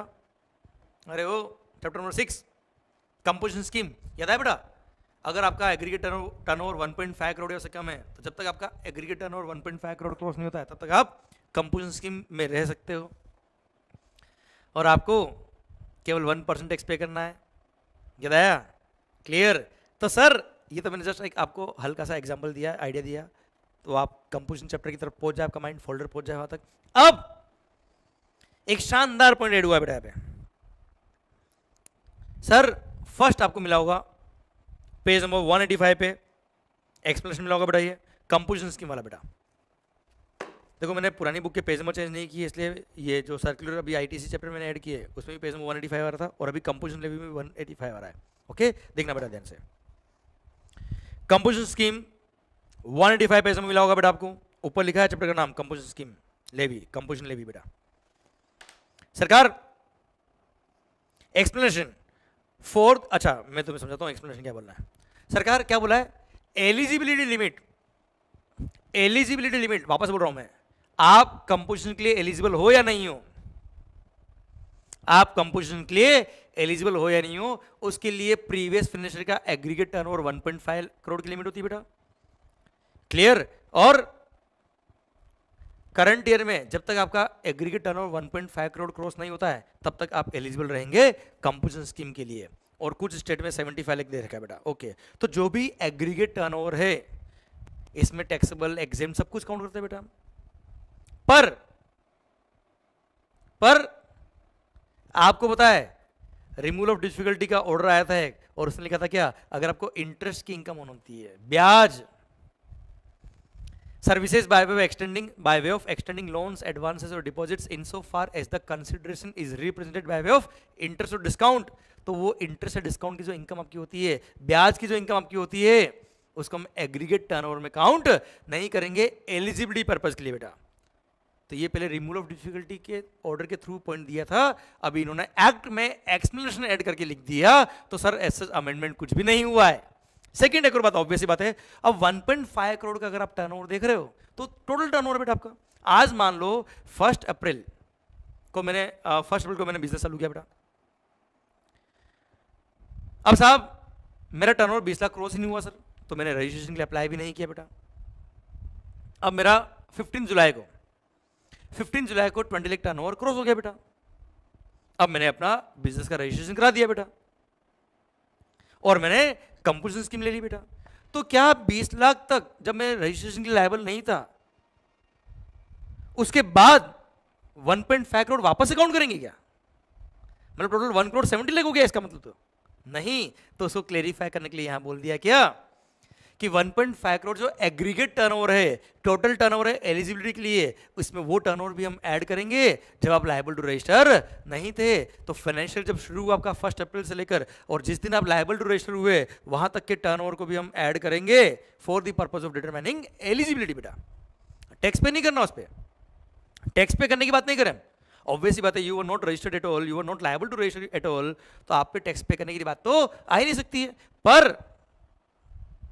पर aggregate turnover for the purpose of eligibility, बेटा 1.5 करोड़ का टोटल टर्नओवर देखते वक्त देखने के पड़ेगा ना यार कि सर आपका टर्नओवर सर 1.5 करोड़ क्रॉस हुआ कि नहीं हुआ, उसमें हम 20 लाख तो काउंट करेंगे। इसमें कोई डाउट नहीं था, पहले भी नहीं था, अभी भी नहीं है। तो ये क्लेरिफिकेशन के लिए गवर्नमेंट ने यहाँ पे एक्सप्लेनेशन ऐड कर दिया। वापस बोलता हूँ, दोनों पॉइंट बेटा जो यहाँ लिखे हैं एक्सप्लेनेशन में, ये लिखा है कि for the purpose of determining eligibility under composition scheme 1.5 crore का टर्नओवर देखते वक्त, 1.5 करोड़ का टर्नओवर देखते वक्त या कुछ स्टेट में 75 लाख का टर्नओवर, तो वो देखते वक्त एलिजिबिलिटी के लिए जिस दिन मतलब फाइनेंशियल शुरू हुआ, अगर आप रजिस्टर्ड नहीं थे तो जिस दिन फाइनेंशियल शुरू हुआ वहां से लेकर जब आप लायबल टू रजिस्टर हुए उस दिन तक के टर्नओवर को भी काउंट करेंगे, क्योंकि टोटल टर्नओवर का पार्ट तो वो भी बनेगा बेटा, एग्रीगेट टर्नओवर का पार्ट तो वो भी बनेगा बेटा। पर जो आपको इंटरेस्ट की इनकम अर्न हुई है, लोन एडवांसेस डिपॉजिट आपने दिए, एफडी पे इंटरेस्ट आया, किसी को लोन दिया उसका इंटरेस्ट आया, तो that will not form part of value, that will not form part of aggregate turnover for the purpose of composition scheme. बेटा क्लियर, डन। ये एक्सप्लेनेशन ऐड किया जस्ट क्लेरिफिकेशन के लिए, कोई अमेंडमेंट नहीं है। अगले पेज पे ये बहुत सुंदर अमेंडमेंट किया है, सुंदर, जी हाँ सर। अब आप मुझे बताइए, शानदार पॉइंट, अब आप कंपोजिशन के लिए एलिजिबल हो सर, आप कंपोजिशन के लिए एलिजिबल हो, आपने कंपोजिशन स्कीम लिया। अगर आप एक मैन्युफैक्चरर हो तो आपको टैक्स कितना पे करना बेटा, अब टैक्स कितना पे करना मैं उसकी बात कर रहा हूं बेटा, 1%, 0.5% CGST, 0.5% SGST of what, turnover in the state और यूनियन टेरिटरी। आपको पता है बेटा, I repeat, 1% of what, turnover in the state और यूनियन टेरिटरी। अच्छा रेस्टोरेंट और आउटडोर कैटरिंग के केस में, अच्छा मैं CGST प्लस SGST दोनों ऐड करके बोल रहा हूं बेटा, कंफ्यूजन नहीं हो इसलिए बेटा, CGST प्लस SGST दोनों मिला के। मैन्युफैक्चरर को 1% of the turnover in the state, manufacturer को 1% of the turnover in the state, restaurant और आउटडोर कैटरिंग सर्विस को वाले को 5% of the turnover in the state, और ट्रेडिंग करने वाले को कितना, 1% of the taxable supply of goods और सर्विस और बोथ। बच्चों ट्रेडिंग करने के वाले क्या बोल दिया, 1% of the taxable supply of goods और सर्विस और बोथ। तो यहां पे तो टैक्सेबल गुड्स और टैक्सेबल सर्विस होंगे, वही काउंट होते हैं किसके लिए, ट्रेडिंग करने वाले के लिए। पर मैन्युफैक्चरर और आउटडोर कैटरिंग सर्विस प्रोवाइडर या रेस्टोरेंट सर्विस प्रोवाइडर को क्या बोल रखा है, आपको 1% या 5% जो भी पे करना है, किसका पे करना है, टर्नओवर इन द स्टेट का पे करना है। और टर्नओवर इन द स्टेट में टैक्सेबल और एग्जाम दोनों आता है बेटा, बिल्कुल पे करना है। पर सर अगर मेरी ब्याज की इनकम होती है, मैंने लोन दिया, एडवांस दिया, डिपॉजिट दिया, जिसमें मुझे इंटरेस्ट की इनकम ऑन होती है, डिस्काउंट की इनकम ऑन होती है, तो सर वो डिस्काउंट या इंटरेस्ट मेरे को ऑन हो रहा है, वो भी तो सप्लाई ऑफ सर्विस है। और सप्लाई ऑफ सर्विस है, पर वो क्या है, एग्जिम्ट है, मेगा एग्जिम्ट लिस्ट में उसको एग्जिम किया हुआ है, पर वो भी तो टर्नओवर इन द स्टेट का पार्ट बनेगा। मतलब अगर मैं कंपोजिशन स्कीम में हूं, मैं एक मैन्युफैक्चरर हूं या मैं एक रेस्टोरेंट या आउटडोर कैटरिंग सर्विस प्रोवाइडर हूं, तो वहां मुझे 1% या 5% of the turnover in the state का पे करना, मतलब मुझे ब्याज की इनकम ऑन होती है, उस पर भी साहब 1% टैक्स पे करना है मैन्युफैक्चरर को, और रेस्टोरेंट वाले को 5%। सही हो रहा है क्या बेटा, ये नहीं तो लॉ में एक एरर था, तो इस कंफ्यूजन को दूर करने के लिए यहां एक्सप्लेनेशन ऐड कर दिया और बोल दिया क्या, नहीं नहीं नहीं नहीं नहीं, टर्नओवर इन द स्टेट और union territory for this purpose will exclude services provided by way of extending loans, advances or deposits insofar as the consideration is represented by way of interest or discount. और second, आप अगर liable to register नहीं हो तो बच्चों जिस दिन आप लायबल टू रजिस्टर हुए उस दिन आपने रजिस्ट्रेशन कराया बेटा, तो उसके बाद ही तो टैक्स पे करना है। क्या उसके पहले वाले टर्नओवर पे भी 1% टैक्स पे कर देंगे क्या, नहीं। तो साफ साफ बोल दिया बेटा, क्या ऑब्वियस ही बात है, 1 अप्रैल of a financial year up to the date on which such person becomes liable for registration, ये अमाउंट एग्रीगेट टर्नओवर का पार्ट बनेगा एलिजिबिलिटी के लिए। पर जब टैक्स पे करने की बात आएगी 1%, तो 1% में तो ऑब्वियस बात है, जब आदमी रजिस्टर्ड ही नहीं था, लायबल टू रजिस्टर नहीं था, और जब जैसे उसने रजिस्ट्रेशन कराया कंपोजिशन स्कीम में आ गया, आप बोलो पहले वाले टर्नओवर पे भी टैक्स पे कर दे, गलत हो जाएगा ना यार। तो जस्ट क्लेरिफिकेशन के लिए गवर्नमेंट ने यहाँ पे ऐड किया, क्लेरिफिकेशन के लिए कोई अमेंडमेंट नहीं बेटा। सर और यह साफ साफ लिख दिया क्या, for the purpose of paying tax, for the purpose of determining tax payable liability, आपके टर्नओवर इन द स्टेट या टर्नओवर के फिगर में से हम वो टर्नओवर एक्सक्लूड कर देंगे जो आपने ऑलरेडी अचीव कर लिया है till the date when you become liable to register.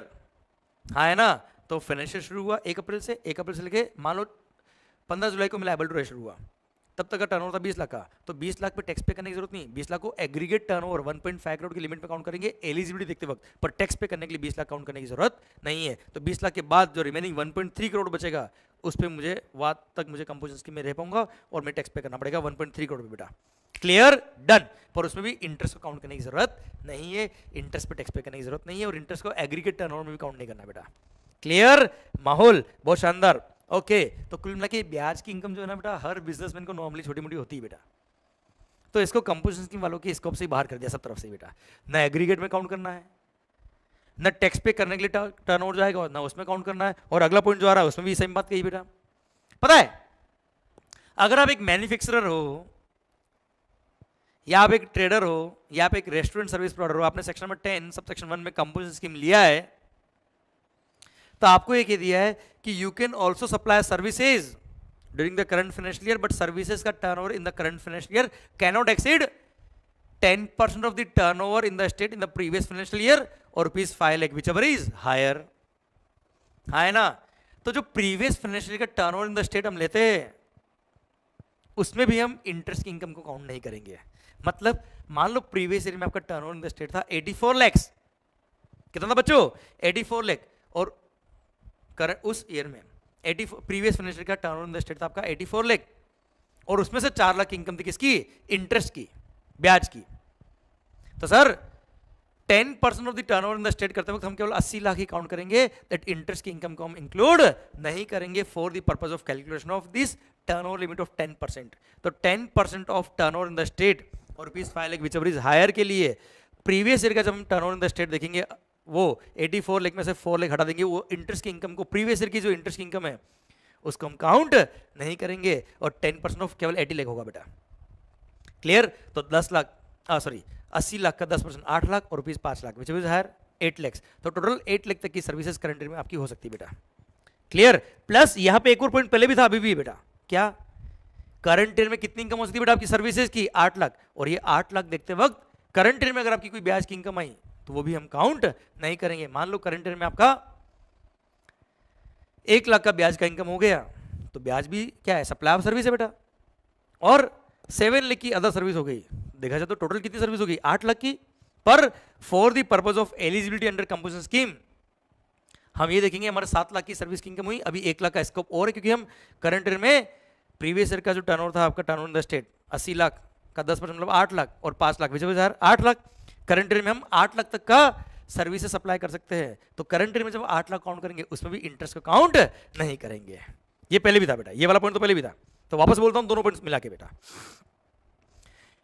Section number 10 sub section 1 के लिए लिखा हुआ है 10% ऑफ, आप अगर आपने कंपोजिशन स्कीम लिया है सेक्शन नंबर 10 सब सेक्शन 1 का, तो आप मैन्युफैक्चरर हो, रेस्टोरेंट हो, या आउटडोर कैटरिंग सर्विस प्रोवाइडर हो, या ट्रेडिंग करने वाले पर्सन हो, आपका करंट ईयर में सर्विसेज का सप्लाई का turnover should not exceed 10% of the turnover in the state of the previous financial year or ₹5 lakh whichever is higher। Current year में सर्विसेज टर्नओवर मैक्सिमम इतना हो सकता है, तो प्रीवियस ईयर का टर्नओवर इन द स्टेट जिसका हमको 10% करना है वो प्रीवियस ईयर का turnover in the state will exclude interest की इनकम। पहली बात तो ये, जैसे 84 लाख टोटल टर्नओवर था आपका प्रीवियस ईयर का टर्नओवर इन द स्टेट, उसमें से 4 लाख इंटरेस्ट था, इंटरेस्ट हटाया, अब 80 लाख का 10% हो गया कितना 8 लाख, अब 8 लाख और 5 lakh whichever is higher 8 lakh, तो करंट ईयर में 8 लाख तक का आपका सर्विसेज का रेवेन्यू हो सकता है, ऑल्दो आपने कंपोजिशन स्कीम लिया है। पर अगर 8 लाख का टर्नओवर है, 8 लाख तक का टर्नओवर हो सकता है सर्विसेज का, तो करंट ईयर में 8 लाख की लिमिट देखते वक्त भी, करंट ईयर में भी अगर आपकी कोई इंटरेस्ट की इनकम हुई अर्न हुई है तो उसको भी इग्नोर करेंगे बेटा। क्लियर, तो कुल मिला के कंपोजिशन स्कीम की एलिजिबिलिटी के लिए आपके इंटरेस्ट की इनकम को हर जगह से क्या कर दिया इन्होंने, एक्सक्लूड कर दिया बच्चों। Clear, done. ये दे रखा है मैंने आपको अमेंडमेंट नेक्स्ट, और ये पेज नंबर 186 पर नीचे एग्जांपल दे रखा है जो मैंने आपको अभी 84 लाख 80 लाख का एग्जांपल दिया, वो मैंने यहाँ पे दे भी रखा बुक के अंदर आपको, जो नेक्स्ट पेज पे कंटिन्यू हो रहा है बेटा। फिर पॉइंट नंबर एफ देखिए पेज नंबर 187 पे, point number F, he is a casual taxable person और a non resident taxable person. बेटा पता है पहले भी था ये पॉइंट, रूल नंबर 5 में लिखा था क्या, अगर आप एक कैजुअल टैक्सेबल पर्सन हो या नॉन रेसिडेंट टैक्सेबल पर्सन हो बेटा, कौन हो बेटा आप, कैजुअल टैक्सेबल पर्सन या एनआरटीपी अगर आप हो तो आप कंपोजिशन स्कीम के लिए एलिजिबल नहीं हो। पर ये बात रूल में लिखी थी बेटा, एक्ट की अथॉरिटी नहीं थी यहाँ पे, तो इसलिए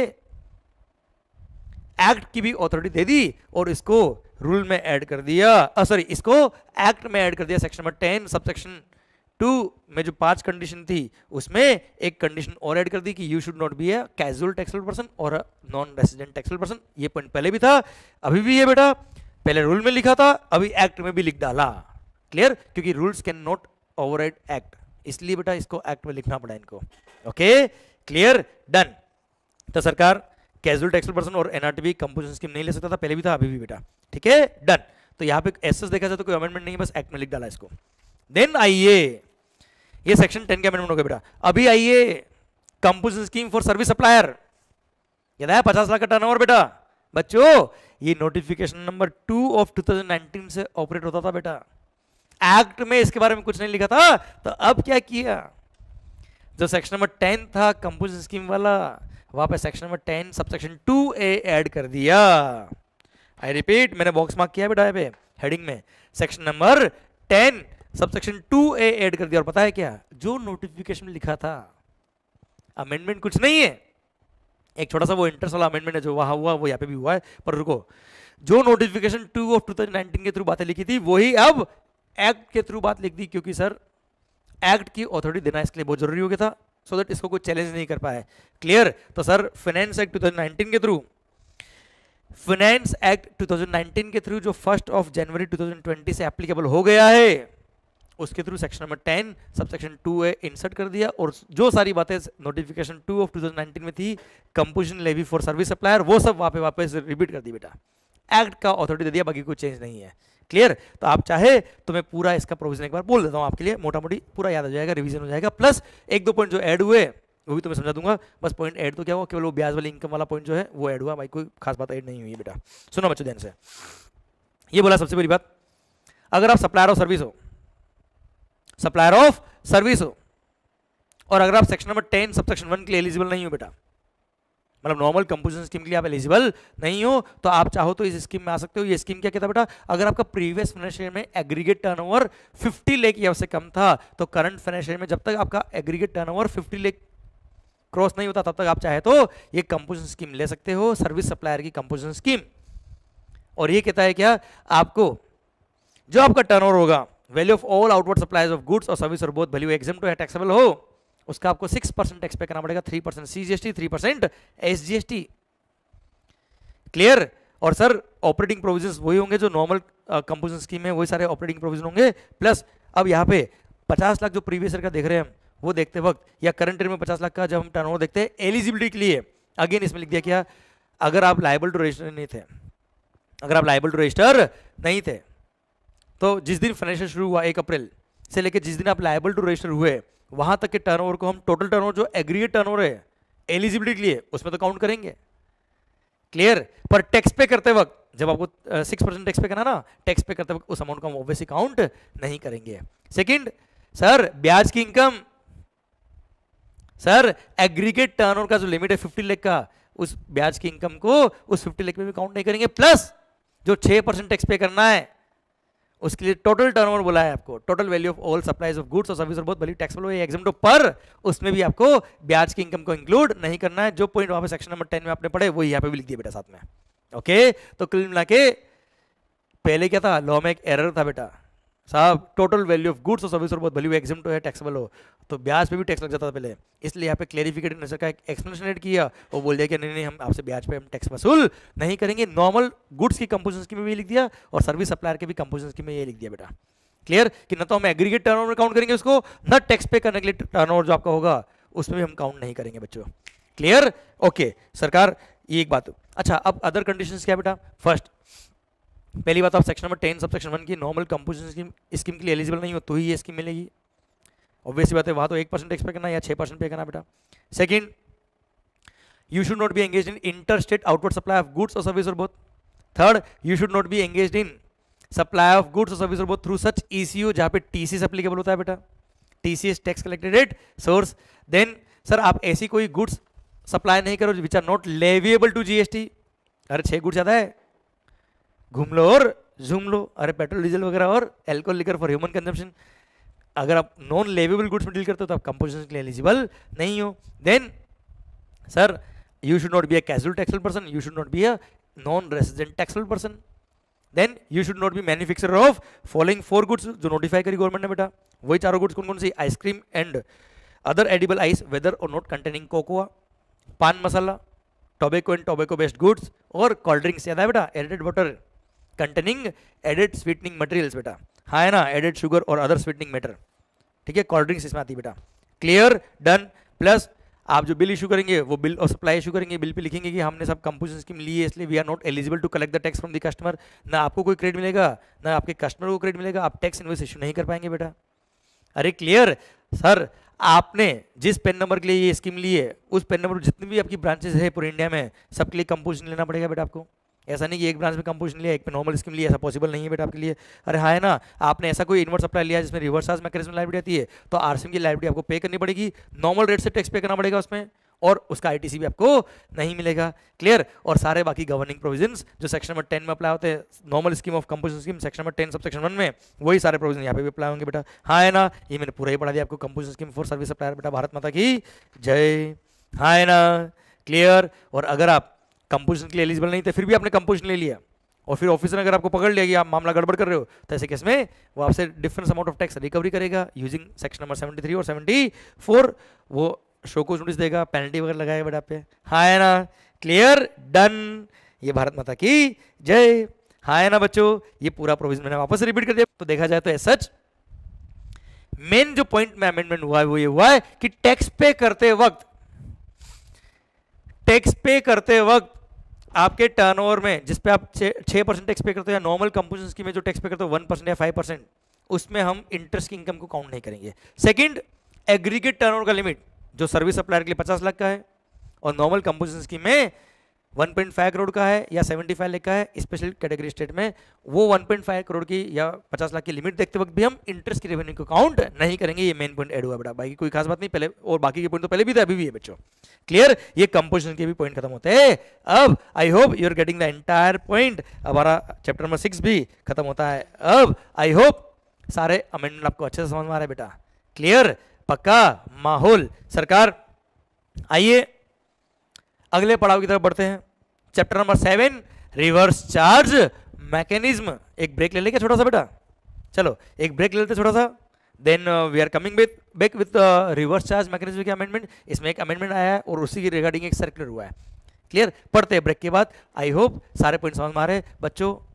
आपके एंड पे होना इज मोर इंपॉर्टेंट, ओके, क्योंकि आपको पता है क्या, पढ़ेगा इंडिया तभी तो बढ़ेगा इंडिया, और इंडिया की शान आप लोगों बेटा। थैंक यू सो मच, मिलते हैं ब्रेक के बाद। Thank you.